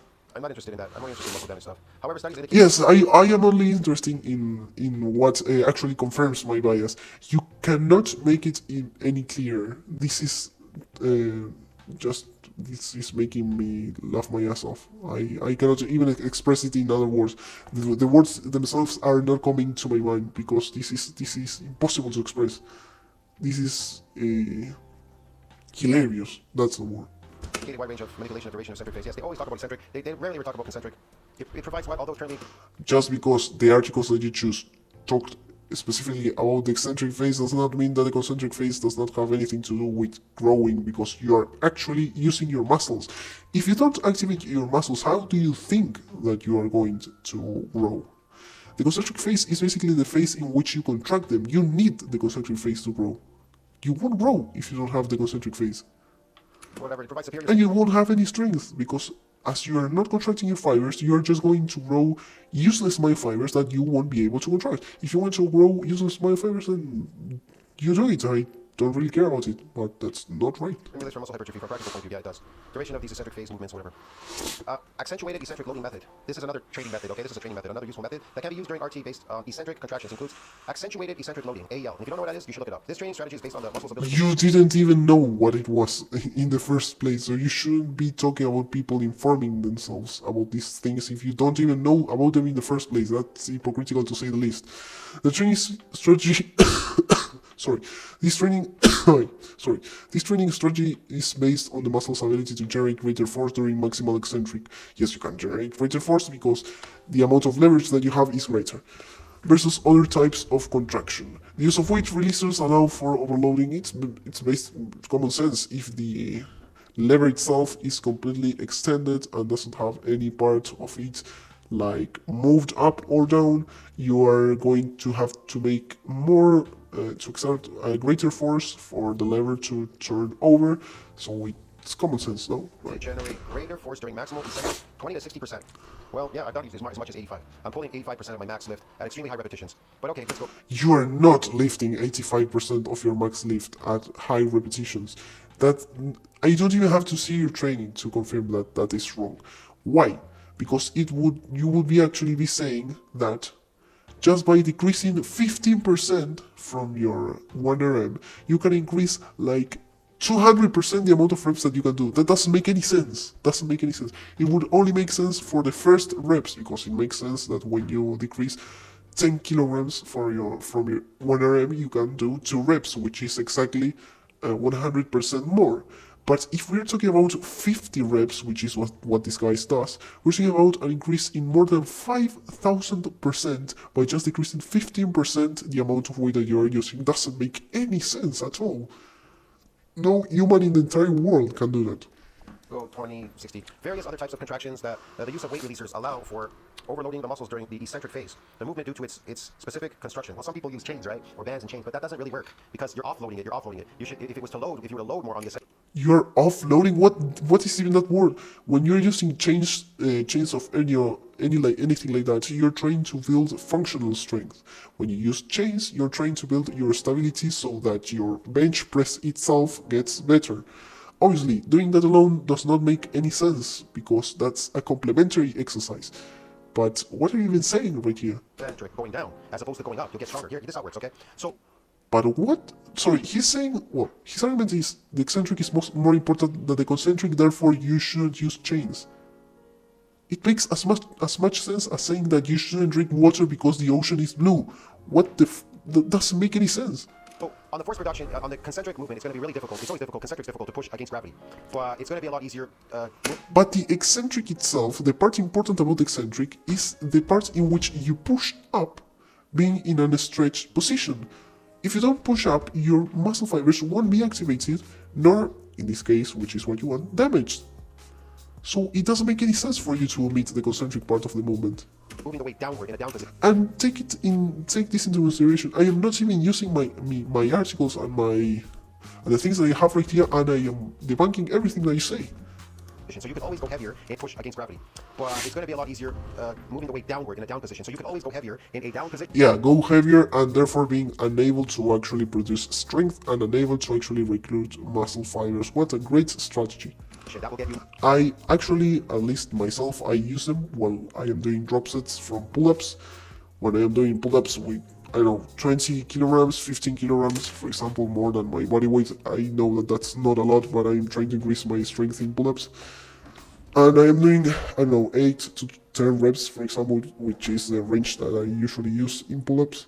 When I gas out and I cannot go any further in the last week of the mesocycle, I do strict eccentric reps, which is I jump to the top of the pole of the bar itself, and then I loosen myself and do only the eccentric part of the movement.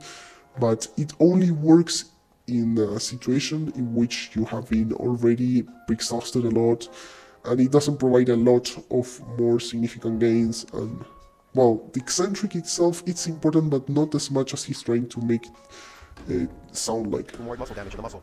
How do you accomplish that? Well, I can't really tell you, man. It's gonna be mostly, if it's bench press, then you pull the bar off the hooks, and then I don't know. You have some squatters watching you going super heavy on the downforce. You might be able to go heavier. Look, I don't know. With restricted form, you could go heavier on the downforce than you could on your upforce. That's something you need to figure out on your own. It's called. Yeah, but you can go down faster because you aren't actually using a lot of strength. So you're not recruiting your muscle fibers. It doesn't make any sense to say that you will grow by not recruiting muscle fibers. Just think about common sense.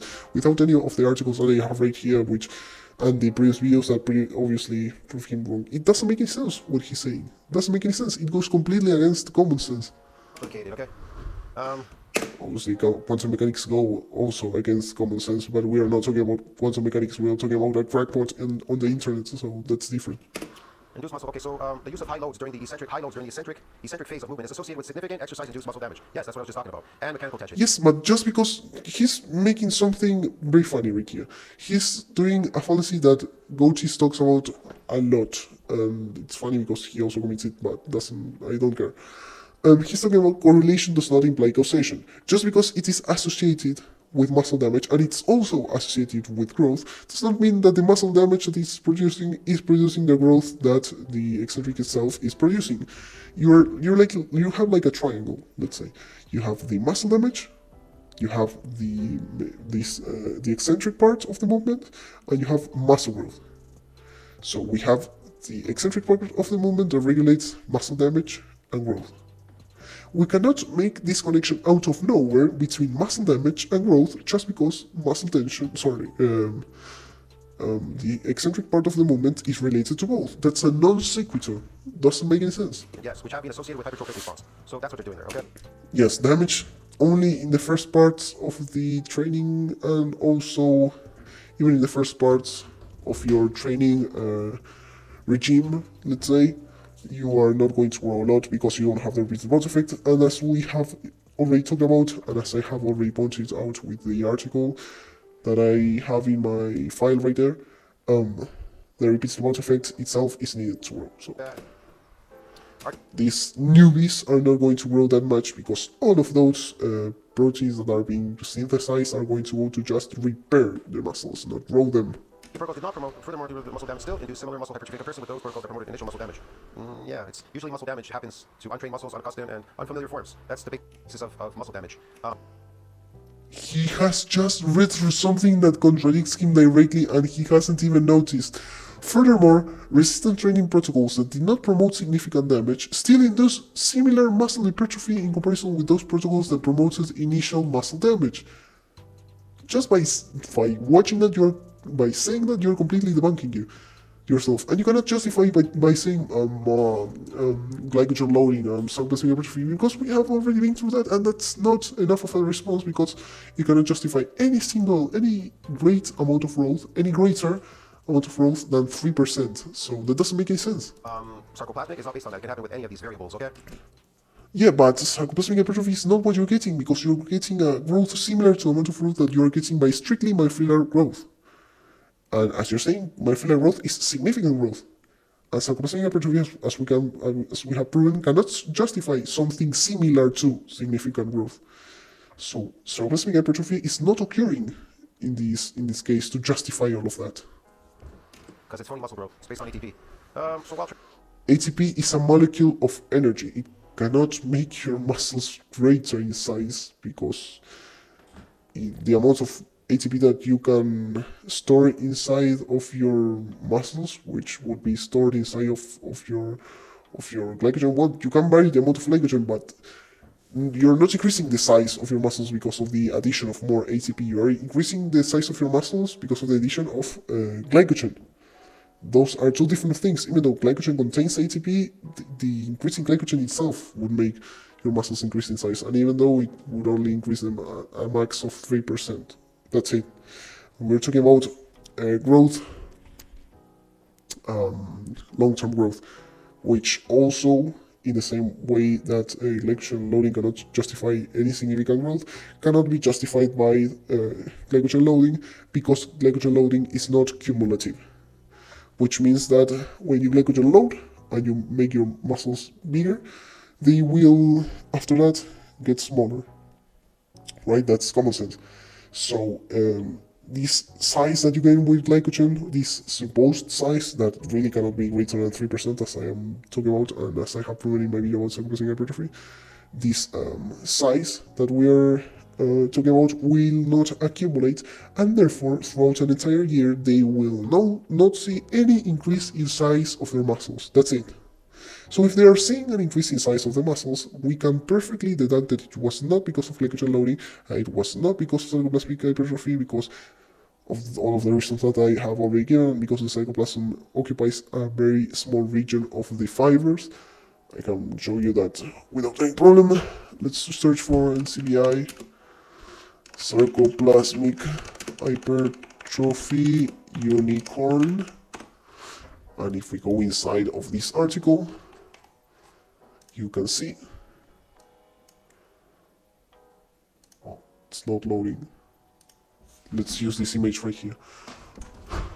As you can see, the sarcoplasm is this part between the fibers. It's incredibly small, so we cannot justify any growth of the sarcolemma itself. Because if it's going to, even if it duplicates in size, it's just going to just increase the size a little bit of the muscle fibers. So that's funny. Also, we're talking about this part right here. This one. This one right here. This is not... This is the sarcoplasm itself, as we can see. And it's greatly exaggerated in this image, because as we can see, the sarcoplasm is incredibly smaller in this image right here. It's very small, so even if it duplicates in size, it cannot justify any growth because it's already small, but well. We have a lot of arguments against this supposed sarcoplasmic hypertrophy Training with the eccentric effect. contractions led by the addition of sarcomeres in series increased fascicle length and a small increase in the pennation angle. So fascicle length, so it gets longer, the muscles get longer because there's a repair and a remodeling. And you get an addition of these sarcomeres in series, okay? Parallel in series, yeah. Depends on how much damage was accumulated. Sorry. Training with the concentric only phase led to muscle growth mainly by the addition of... Training with the concentric only phase led to muscle growth. That already should ring a bell inside of your brain, considering that you claim that the concentric only cannot justify any growth. Because, and the worst part about this is he is going to probably try to use the trump card of mass sarcoplasmic hypertrophy glycogen loading by the addition of sarcomers in parallel. So you're adding basically more myofibers, so you have myofibrillar growth with concentric only training. Wow, that's incredible. Repair and a remodeling. And you get an addition of these sarcomeres in series, okay? Parallel in series, yeah. Depends on how much damage was accumulated. I can't tell you for sure.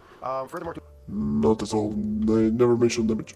to the greater mechanical tension, it could provide additional hypertrophic stimulus, although it must be noted that the main disadvantage of this technique is the necessity of weight releasers, or the presence of experienced spotters during training. That's what I try to tell you. You need experienced spotters during training so you can focus on the eccentric movement, okay? I don't know. It's you don't want to injure yourself, okay? Requires eccentric load to reload after every repetition, thus is responsible that the repetition reset may excessively extend the time of particular repetitions and the whole training session. Yeah, it can take a lot longer, that's for sure. There are machines where you can... Yes, it will take a lot longer and it won't be effective because of that. For the bench press, for your chest, you can literally... You are accumulating systemic fatigue the more you train, so you will get less stimuli. push the whole stack forward, and then it's going to be really heavy, and then you allow the eccentric movement all the way back. You let it go back by itself, as opposed to pushing it forward. Do not push it forward, let your feet push it forward, and then you just do the eccentrics on it. So lucky they have these, they do have these machines that you can actually eke out a lot of eccentric movements on them, which is a good thing. Yeah, I know. So here's another one. I don't like this, man. Blood flow restriction, low resistance under blood flow. I don't like any of that. It's all bullshit. High volumes or whatever. I don't like it does not mean it doesn't work. It's actually proving that it works, as a matter of fact. Because furthermore, several studies have suggested that increases in muscle mass following load RT under VFR do not exceed those observed after use of high load. So we are basically saying that it's very similar. It's not better, but it's very similar to the size seen while using high loads. So it really is important because it's debunking your illusion right here. I'm not going to go into blood flow, man. I'm not interested in blood flow bullshit. You can read this for yourself if you're interested in it. I'm just reviewing this so people can take a look at it. Cluster sets technique. Another RT technique that partly allows for the balance of both mechanical tension and metabolic stress consists of cluster sets. In a traditional scheme of sets, repetitions, and chosen group of exercises are performed consequently with long interset rest intervals are followed by another set of repetitions. I'm not interested in cluster sets, man. But if you are, you can try this on your own, okay? I already know what I'm trying to get in my exercise regime. I will know if I'm doing a sarcoplasmic training or if I'm doing... No, you actually know literally nothing about sarcoplasmic training and about myofibrillar training, so you cannot say that. doing myofibrillar training. I already know what I'm training for. But you can do a combination of both. You can be eating carbohydrates and getting the sarcoplasmic. You're still getting sarcoplasmic growth by not eating carbohydrates. Don't you realize that you still need carbohydrates to be alive? If you're not eating any carbohydrates and you're just doing a carnivore diet, how are you still alive? If most of the process inside of your body require carbohydrates? Well, because there are processes by which you can turn fats and proteins into carbohydrates. So you have those carbohydrates like glycogen and glucose that you need for the sarcoplasmic hypertrophy, even though you're a carnivore. Yeah. And you can be getting myofibrillar because you really focus more on the myofibrillar, but because of the sets and repetitions, you will be drawing this glycogen into the muscle while you're damaging the muscle fibers. So that You will draw, but activity itself, the pump itself is not related to glycogen loading. Glycogen loading occurs after eating something with a lot of carbohydrates. You are completely conflating two subjects that are different. Also, the pump is related to myofibrillar growth, as we have seen in previous videos. You can perfectly go to this file, search for pump. Mechanistic relationship between the pump and muscle protein synthesis because of osmosensors that regulate activation and fusion of activation of muscle satellite cells, but they will fuse because the fusion is regulated internally. And as a clock, when you start the chronometer, it's going to, and you leave it enough time, it's going to reach 1 minute at some point. So in the same way, if you let those satellite cells run free, they are going to end up fusing with something at some point because it is internally regulated. The clock is regulated by the satellite cells itself. So it will reach 1 minute because it doesn't need anything external for it to reach 1 minute. Or in other words, it will reach fusion because it does not need anything external to reach fusion. It doesn't even need to differentiate. Differentiation is only needed for regeneration. can have a benefit, definitely. The pumps are usually out of this world when you're resensitizing in a full body workout coming back to the gym. The pumps are like massive after repair and remodeling, after the 7 days, and you come back and do full body workouts resensitizing. That's totally different, okay? Yeah, the bro splits, you still gotta take time off to return. Yes, resensitizing is a very good thing. I usually include that in my training. But what you're saying, the reasons that you use to justify it don't make sense. Well, bro splits, that's why that works for anybody, I don't know. But whatever. It's complicated, it's difficult, I don't know who's gonna do it. Some people will do it, some people don't wanna do it, I don't know. Nevertheless, implementation of intersets intervals allows for a greater RT volume to be achieved for a particular extreme load when compared with traditional scheme of sets, yes. In trained and untrained men, possibly providing an additional stimulus for the muscle hypertrophy, there's a stimulus for muscle hypertrophy opening a window. You're really concerned about opening a window for protein synthesis? Okay, if you are just interested in that and not muscle damage, well, okay, good luck with that, because it can only go so far. However, it should be noted that cluster sets induce... No, sorry. So you're saying that it's dependent upon muscle damage. So you're contradicting the fact that muscle protein synthesis is itself enough to cause growth. Even though it's wrong that it's not dependent upon muscle damage, you're contradicting yourself once again. That's metabolic stress, they do. That's why I'm not interested. But greater emphasis is placed on mechanical stress due to the use of higher training intensities or effort in comparison to traditional sets. Yes, that does that. So, mechanical... he's basically saying that mechanical stress is important to grow. He's contradicting everything that he's saying in his previous video.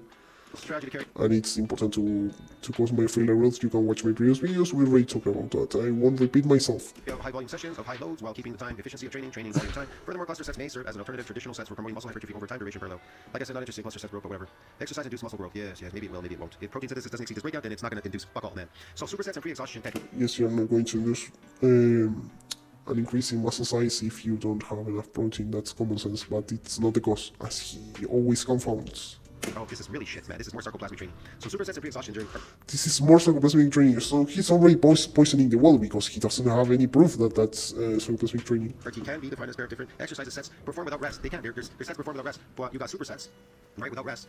And drop sets. I'm so not interested in this, man. But anyways, just regardless, I'm not interested in that bullshit.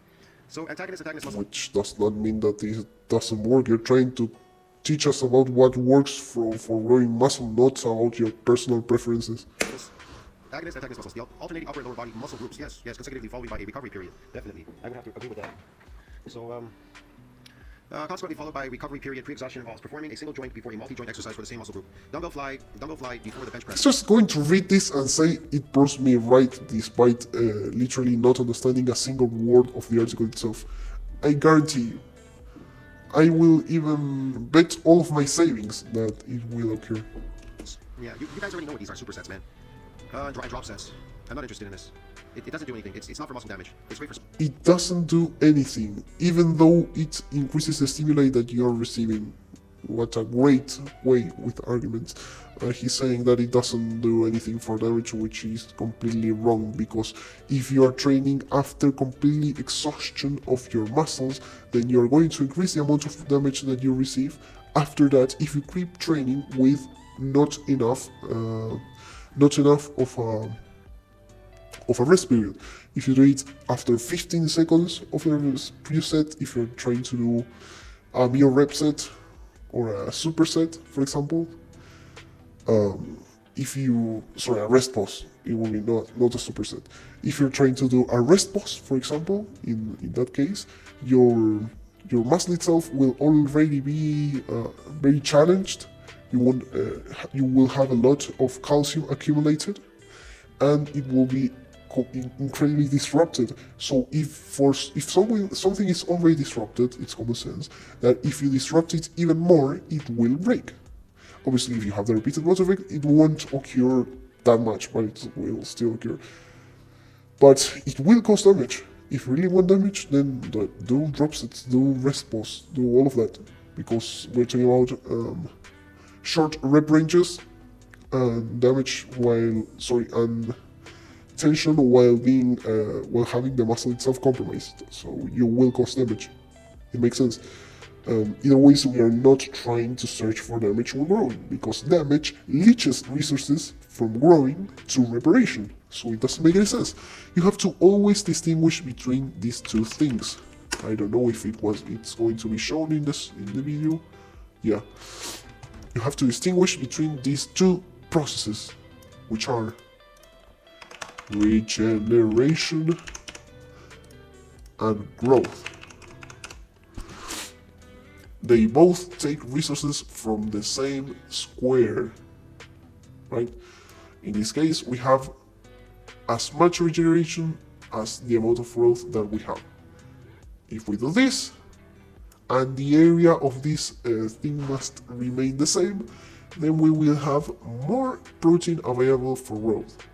If we do this, and the area of this square must remain the same, then we will have less protein available for growth.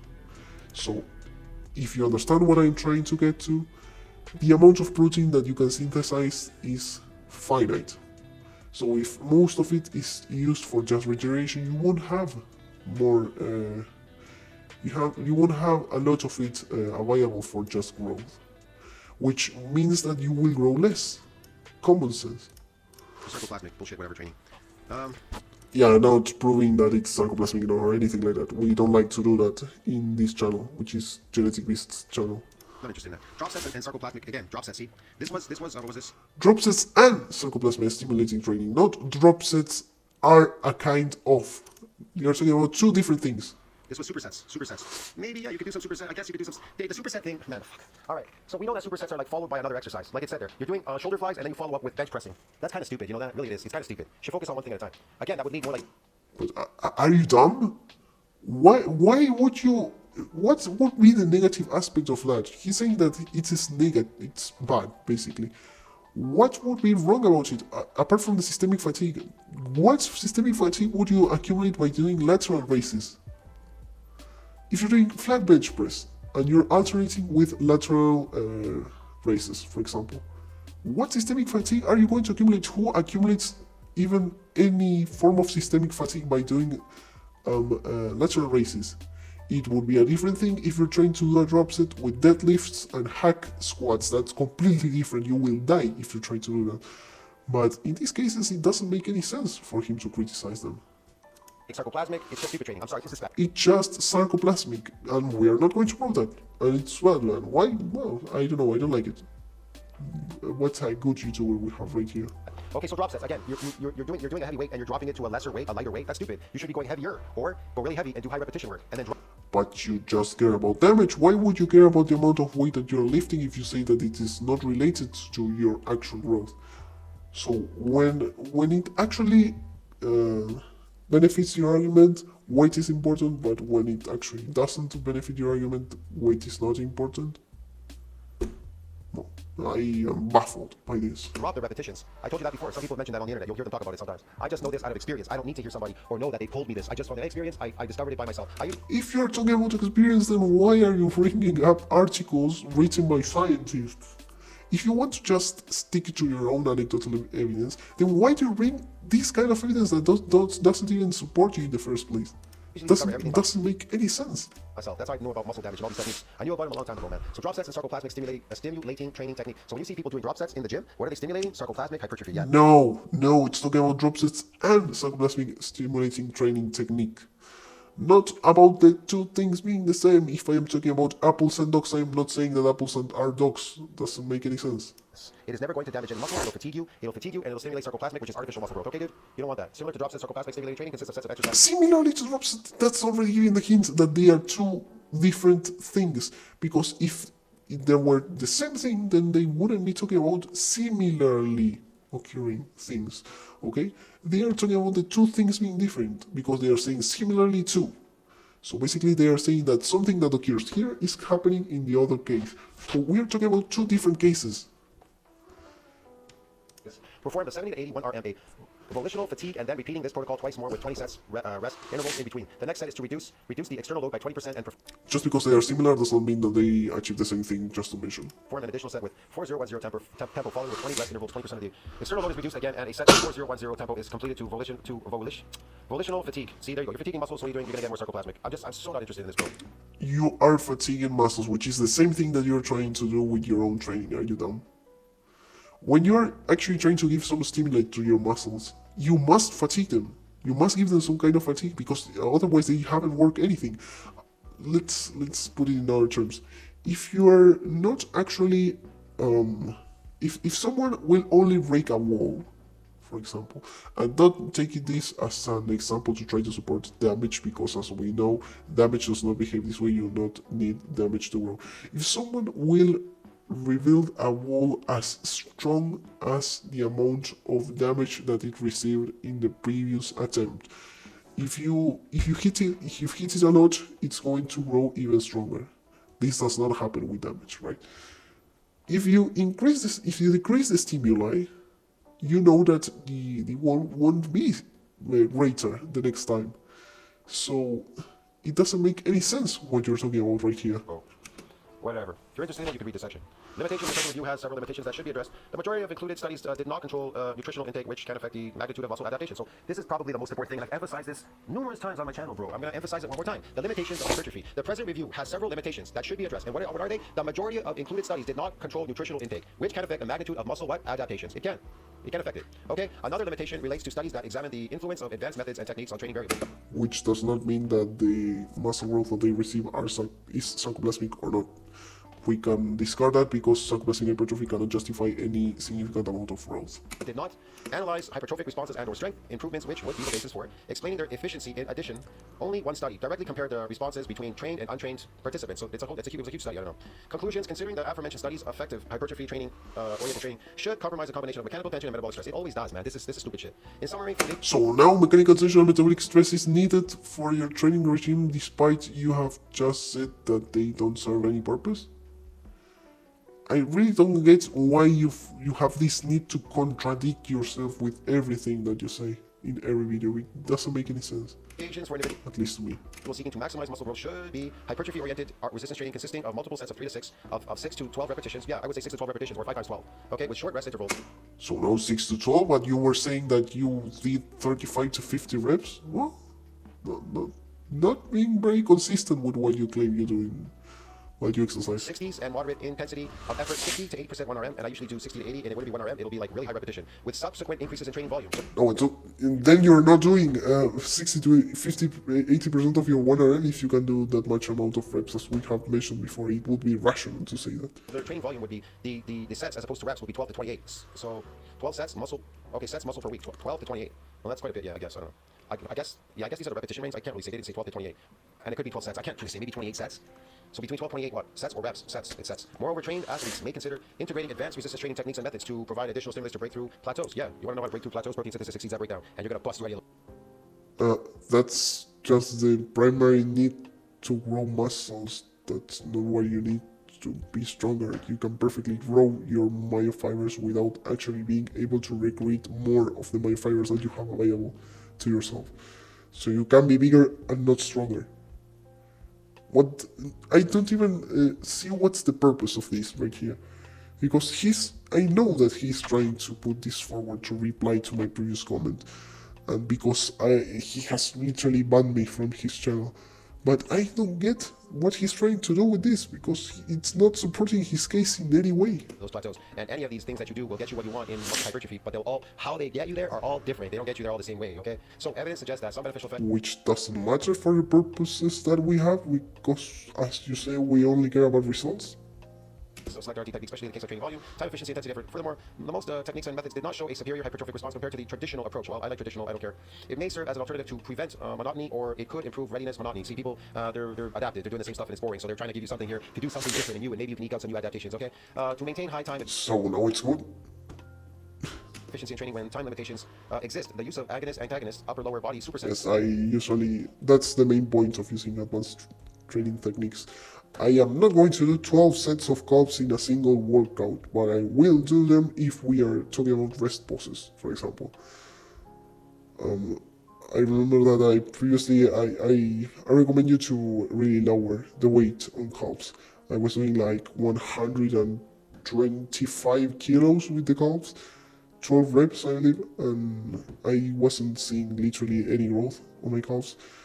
The calves are a very small muscle, and for some reason they have a better response to greater repetition ranges. So I now usually do it with 20 reps, which means that I use 100 kilograms to 90 kilograms to do calves with a certain tempo, and trying to extend the negative part of the movement as much as possible, because it is important, but it's not the only thing that you need, right? That's drop sets, SST and cluster sets. The SST is the fucking sarcoplasmic hypertrophy training, however. And cluster sets may provide an advantage to the traditional approach, while I prefer traditional and more different stuff. Which is not wrong, but you shouldn't be being bossy on the internet saying that everyone, that everyone that is not you is wrong.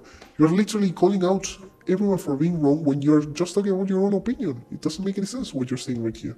Furthermore, the employment of fast but controlled tempo, yeah, okay. Supplementation of high RT resistance training with low resistance training under BFR male out. Let's put this in full screen so you can have a better look at the things that he's reading. For time, the efficiency of training prevent excessive long training sessions, yeah. I mean, sometimes you just can't avoid it. In muscle damage, you just can't avoid long training sessions if it's a full upper body, full lower.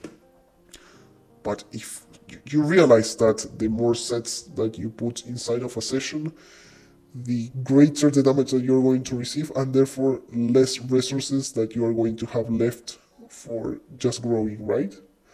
And you also realize that if you do training sessions that long, you are going to fatigue yourself before you can actually use your total strength to lift stuff, which means that if you're talking about a 3-hour training session, which is what I previously did in my first years of training, if we talk about a 3 hours training session by 1 hour and a half, you are already going to make all of the sets very far away from your total, because you are very fatigued already. And if you're not fatigued, you're basically saying that you have cardiovascular adaptations, which is what you and goaties are against, so... You can't avoid it, but if it's split... Which just doesn't make any sense at all, because as hunter-gatherers, our main attribute was that we had a lot of aerobic capacity. Every single thing that we tried to hunt in the wild would get tired before we did. We are meant to increase our aerobic capacity. Maybe it'll happen a lot faster. I always try to focus on really heavy on the first repetition is really high. The first set should be very high on the first set of any set for even gross split. Wow, you are literally doing what every single powerlifter does, which is a top set and a back off set. You have just discovered the fire, basically. And the funniest thing about this is that he will then criticize powerlifters for doing the exact same thing that he does. Splits. I think you should do the first one. If you can do that, do it really high, and then just keep lowering it if you can't do them anymore. Most damage happens on the first set, okay? Before repeat body effect kicks in. It even kicks in during the session. So time, techniques, and increased metabolic stress, efficiency, effort, whatever techniques. Furthermore, resistance and training and diet is essential. Yeah. What hour is it? 2:15. Oh, I'm going to go to sleep really late this time, but well, it doesn't matter. Yes, persistence. On for you guys. In training, and diet is definitely essential. Diet is more essential. Recently, research has shown that muscle hypertrophy that occurs in initial stages of RT, the initial stages, I guess maybe there's some untrained people. RT, so 4 sessions is mostly attributed to muscle what? Damage. So the first 4 sessions when you come into the gym and you're untrained is mostly attributed to muscle damage. Yes, but in the first sessions, you grow the least of your entire training regime. Most of your adaptations, precisely because the amount of damage is catastrophic in these cases, come from neural adaptations, not from actual muscle adaptations. As we have proven before, if you do not have the repeated bout effect, all of that protein synthesis will only go towards repairing and none will go towards getting stronger. And I don't have the exact video, but I had an article that I mentioned in one of my previous videos that talked about strength mechanisms and why newbie adaptations occur. And let's try to search for it because I'm interested.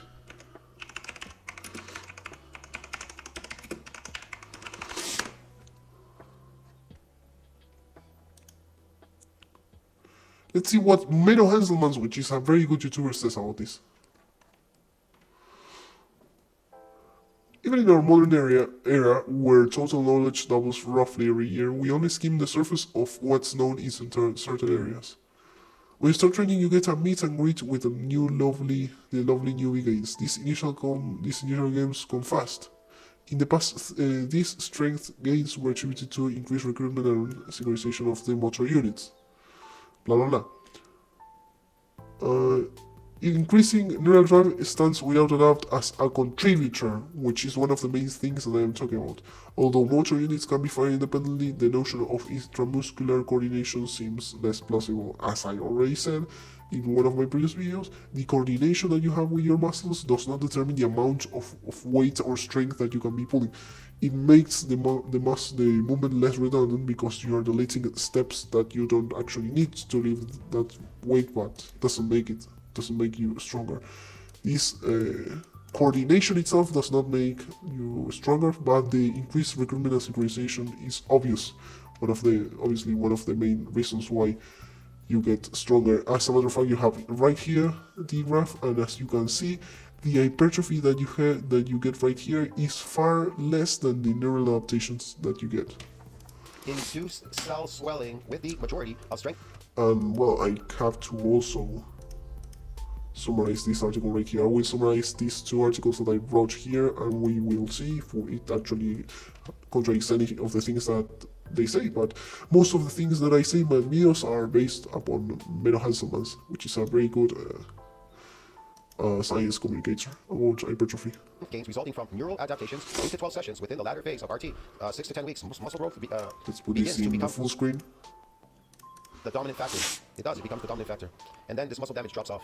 Because repeat about effect and you're adapted to the dominant factor. It becomes the dominant factor. Muscle growth begins to become the dominant factor. So within the latter phase of RT 6 to 10 weeks. So you are actually understanding what it says right there. It's basically saying that your notion that newbies are getting stronger because of the amount of muscle that they are getting is false, because in the first weeks they are getting incredibly stronger and the amount of hypertrophy that they have is not that much, because the damage that they receive is leaching all of the resources that they could be using to grow. So that already debunks all of your notions. There. And then this muscle damage drops off. Because repeat about effect and you're adapted to your exercises unless you do something different. No, sorry, but the repeated bout effect is what permitted this muscle growth in the first place. And you are under the effect of the repeated bout effect. You shouldn't train for 8 weeks for the repeated bout effect to wear out. Even myself, that I haven't trained for like 2 weeks, I still have the repeated bout effect acting upon me. If I go to training again, I won't get damage at all. I won't get that much damage. I will get sore from less sets, but I won't get that much damage because soreness itself is not damage of the muscle fibers. It's damage, but not necessarily of the muscle fibers. Muscle endurance training doing these movements. So I guess that's it. So there you go. So the initial stages of hypertrophy of RT, 4 sessions, just 4 sessions, is attributed to what? Muscle damage, induced cell swelling. Muscle damage, induced cell swelling with the majority of strength gains resulting from neural adaptations. There you go. Neural adaptations, yes, man. And then you don't get any more of this muscle damage, and you're not getting damage. It's associated with DOMs. You don't require muscle damage. Muscle damage is not associated with DOMs. Cell swelling is mechanistically associated with myofibrillar growth. Lots of things to say about this. Now before, the damage is associated with DOMs, friend. So here we go. He's going to search DOMs Part 1.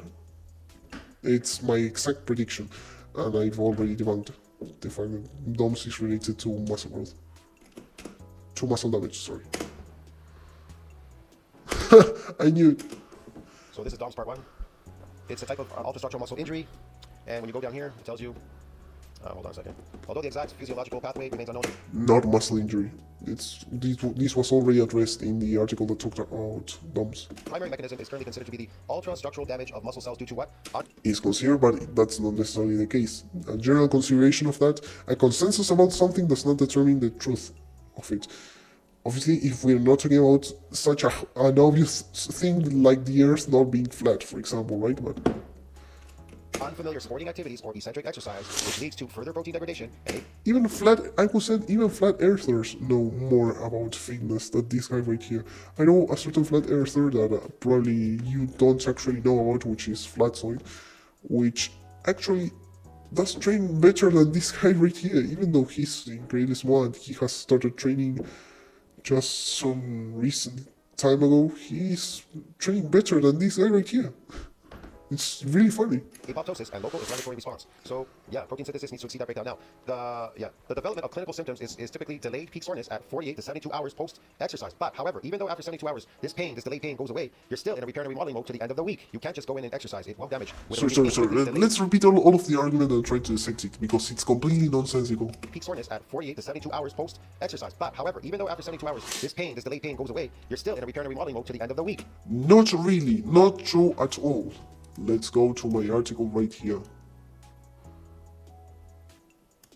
You already are regenerated. Your muscle cells are already being regenerated by the second day. Regenerative myogenesis is already occurring right here, which is the activation of satellite cells. So, and even so, muscle DOMS is not related to muscle damage. So you don't need to actually wait an entire week to train again, right? Because not only this DOMS is not telling you actually if you have received damage or not, because there are a lot of other mechanisms to explain this. So it's actually a good signal, but it doesn't really tell you if you have received damage or not. But also, since you don't need damage in the first place, and the repeated bout effect does exactly that, diminish the amount of damage that you get, then thanks to the repeated bout effect, you will be able to train more frequently. And you won't have any problems, because the damage that you will receive will be less. And the growth will not stagnate as much. You can't just go in and exercise, it won't damage. I mean, it will stagnate, as we can see right here, but that's not because of the adaptation to damage. Two things happening at the same time does not mean that one thing is the cause of the other. That's correlation does not imply causation. With a repeated bout. So as a result of the complex sequences of local and systematic physiological responses, the following narrative review was conducted to present an overview of the current findings regarding the damaging mechanisms as well as the pathophysiology of DOMS and its diagnosis, whatever evaluation. But here's the thing. Clinical signs include reduced force capacities, increased painful restriction of movement, stiffness, swelling, and dysfunction. Which can all be explained by connective tissue damage also. Case and joints when you get this DOMS. And I can perfectly do that right here if you want. When you damage your connective tissue, you're actually creating tight, I would say, like ties between your connective tissue that was broken, which actually make it more difficult for the muscles to contract and for nerves to send signals, which is why you are actually feeling your nerves more and more pain when you have DOMS, because the connective tissue is being attached to these nerve endings and activating them. The same happens with muscle fibers, the exact same thing. This injury, although DOMS is considered a mild type of injury, it's a mild type of injury because it's based on micro injuries. Get it, bro? So not based on micro injuries, we have already debunked that. It's one of the most common reasons for compromised support performance in the past few decades. It is, okay? So I explained it. It's enough of that. So when you went CBI eccentric, you can see huge lifts here. It's all eccentric, man. They never talk about eccentric, really. They never talk about eccentric, therefore it does not exist. If I never mention the word orange, it does not exist, basically. What a great way of reasoning. And concentric was proved to be a stimulating of myofascial hypertrophy by your previous paper, literally. By the previous research article that you brought up, it explained why the concentric part of the movement was related to actual myofascial growth. So it's really funny that you say that. So let me see. Mainly the eccentric exercise is associated with lower metabolic costs. Hold on a second. Among previous strategy, clinical bias exercise, especially chronic exercise, is reportedly superior to conventional exercise. It's superior. There you go. They even tell you it's superior. This movement is superior. Adaptations of eccentric exercise to improve muscle mobility function in older adults. It's yes, muscle aging ultimately leads to the deterioration. Deterioration, yes, lots of. Yes, which is why you should train and you should not listen goatees, which is completely wrong. Someone as wrong as goatees shouldn't even be able to post right here on YouTube, but that's okay. Declining muscle strength and loss of muscle mass. Yes, it's a bad thing, okay? Eccentric exercise is the key intervention that has the potential to eliminate these problems. It has the potential to get rid of. Not because of damage. As we have already talked about with the triangle, just because two things are related to one another does not mean that the things themselves are one the cause of the other, right? If use it or lose it, I guess you could call it use it or lose it. It is superior. It's superior. So now that I remember, I still have to go through all of the articles, and I put about the goatees right here. Sorry, these are the arguments that he puts on many of his videos. But I still have to go through all of the citations, and that's a lot of things that I have to do. exercise induced muscle strength. Yeah, I don't know where that section is where it says it's superior or whatever. You can check PubMed. PubMed has that. This is NCBI. If you go like PubMed. PubMed is part of NCBI. You understand that, right?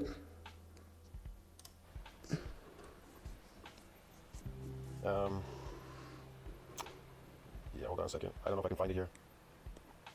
They even tell you here, unaccustomed exercise is known to cause what? Here's the secret to muscle damage, this eccentric exercise. So, eccentric contractions. If you go down here and scroll down a bit, it says, however, unaccustomed eccentric exercise is known to cause muscle damage and delayed pain. Did they say delayed onset soreness? They said delayed pain. It's commonly defined as delayed onset muscle soreness. Oh. Which does not mean that each time eccentric exercise causes growth, it is because of that. It's really easy to see even a third-year-old could see that. Yeah. That's a non sequitur. Yes, you understand me, man? You get it, bro? You get it? Yeah, if you get this damage, and it's associated with unaccustomed, untrained, unfamiliar forms, get this damage, and it's superior. Yeah. Look how much there is here. So if you hear me like I am ill, because I am actually ill, that's why I had to, because of that, just not go to the gym because I'm seriously ill. And it's had been at least 2 weeks that I haven't gone to the gym. One, because I injured my wrist because of some useless posing. I was posing and I was practicing a pose in particular a lot of times, and I ended up hurting my wrist because I put it in an awkward position. And I also spent like 2 weeks in total up to this day not training because of the wrist and because of getting ill, you would say. Well, the previous week, it wasn't because of that, it was because of the broken wrist, but that's okay. Not actually broken, I have a problem with a nerve, which is connected to the ring finger and the little finger of the hand. And I couldn't actually feel those two fingers, and well, I have to take a break from the gym, and well. And funny enough, I haven't lost my condition in any way, literally, and I should be supposedly, by what he is saying, lose all of my muscles just by not training 3 weeks, because he's basically saying that by my training regime, I should only have sarcoplasmic muscles, which are very easy to lose because they are fake. We have already done the argument that there's such a thing as fake muscles and fake strength, but I put this as an anecdote, which is really funny because it contradicts what he's saying, right? Oh, never. Exercise superior to eccentric exercise. It's superior. So this one right here, you can read this for yourself. Not because of the damage. Eccentric exercise. Hold on a second, let me see if I can find it. Yeah, it's superior to concentric exercise, right? It's superior. Right here, it says right here. The aim of the systematic review. It's more important than, but does not mean that you can do one without the other. As we have mentioned before, concentric exercise does cause myofascial growth. Your own article said that. But what's to determine if eccentric exercise is superior to concentric exercise in stimulating gains in muscle strength and mass? Well, they found it superior, okay? It says that the specialized pattern eccentric actions possibly explain higher specificity of strength gains after eccentric training. Further, yeah, because you got muscle, then when you gain more muscle, you get more stronger. Further research, if you're not gaining muscle, you gain sarcoplasmic, you're getting stronger. Further research is required to investigate the underlying mechanism of the specificity and function, significance in terms of transferability of strength gains to more complex human movements, whatever. Again, they have so much stuff here on it. Adaptations, mechanisms, eccentric exercise training regimes in competitive sports. Yeah, I definitely know that, competitive sports. Metabolic disease, whatever. The rule, yes, the rule here. Concentric versus eccentric muscle hypertrophy effects. It's always going to be higher. Yeah, I don't know what else to say there, man. You can say unfamiliar forms get this. Stretch shortening cycles. Yes, but just because unfamiliar exercise and DOMs gets you damaged does not mean that the primary benefits of eccentric exercise, not DOMs, of eccentric exercise can only be obtained precisely by damage. That's wrong. Maybe I'll go back to this one. I don't know where I was now. Eccentric training, half volume. Neural mechanisms, eccentric contractions. Yeah. In sports, they do it in sports. Greater clarity. Well, he's not going to say anything, basically. He's trying to search for articles that he should have prepared for his video. And well, I've only had to search for 2 articles in total for this video, because most of the articles that I brought up, I have already talked about them right here. I have already summarized all of them right here, so. Clarity. I don't know what this one is. Speed? I think that was running. This one's a good one too. Jumping and sprinting. Strength shortening cycles, which is important to disciplines like sprinting, jumping, throwing, and running. Muscles activated during lengthening movements can also function as shock absorbers to decelerate during landing tasks or to precisely deal with the high external loading in sports like alpine skiing, or a few studies are available. Trained subjects reveal, and also downhill running and stuff like that. A few studies available on trained subjects reveal that eccentric training can further enhance maximal muscle strength and power. So, no, in fact, man, isotonic exercises accentuate. So, aerobic training is actually causing an increase in strength and power, even though you say that sarcoplasmic training is aerobic training, cardiovascular training, and it doesn't accomplish anything. Jumping exercises, eccentric overloading exercises, and eccentric cycle aerogeometry. We conclude the eccentric exercise offers. It's really funny that each article he brings up, it either contradicts other of the things that he has previously brought up, or it completely disagrees with what he's saying. Training modality to enhance performance and to prevent injuries in athletes. However, further research is necessary to better understand the neuromuscular systems adapts to eccentric loads in athletes. It is superior to everything out there, bro. I don't know how to explain it. It's not superior, it's just saying that it is good. It's not actually saying that it is superior. You're just searching for eccentric exercise. Obviously, you're going to have things talking only about eccentric exercise. If you were to search a comparison between the both, you could see that eccentric exercise is better than concentric, but you still need concentric to grow. Because if you don't activate your muscles, how the hell do you think that they are going to grow? If you don't contract them, which is activation, how do you think that they are going to grow? This to people, but yeah, some people will never understand this. So you can say unfamiliar forms get this. So we have unfamiliar forms. What is that? Can anyone translate that, please, in the comment section? Unfamiliar forms of eccentric exercise. Touch unfamiliar, unaccustomed, and untrained muscles. Micro-injury, induced micro-injuries. Ooh, look, delay onset muscle soreness treatment strategies. Unfamiliar experience in elite athletes. Familiar, whatever. Yeah, DOMs, whatever.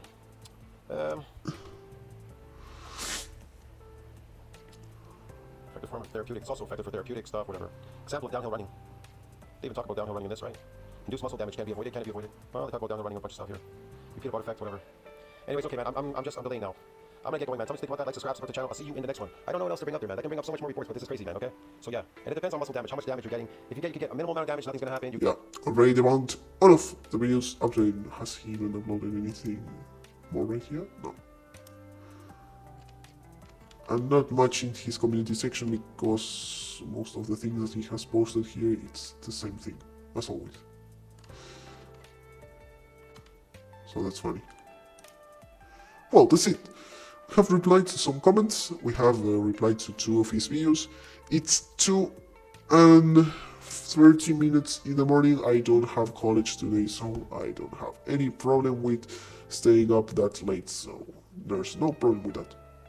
Now, just I suppose that this is the time to say goodbye. Please leave a like and subscribe to the channel if you want more of these videos.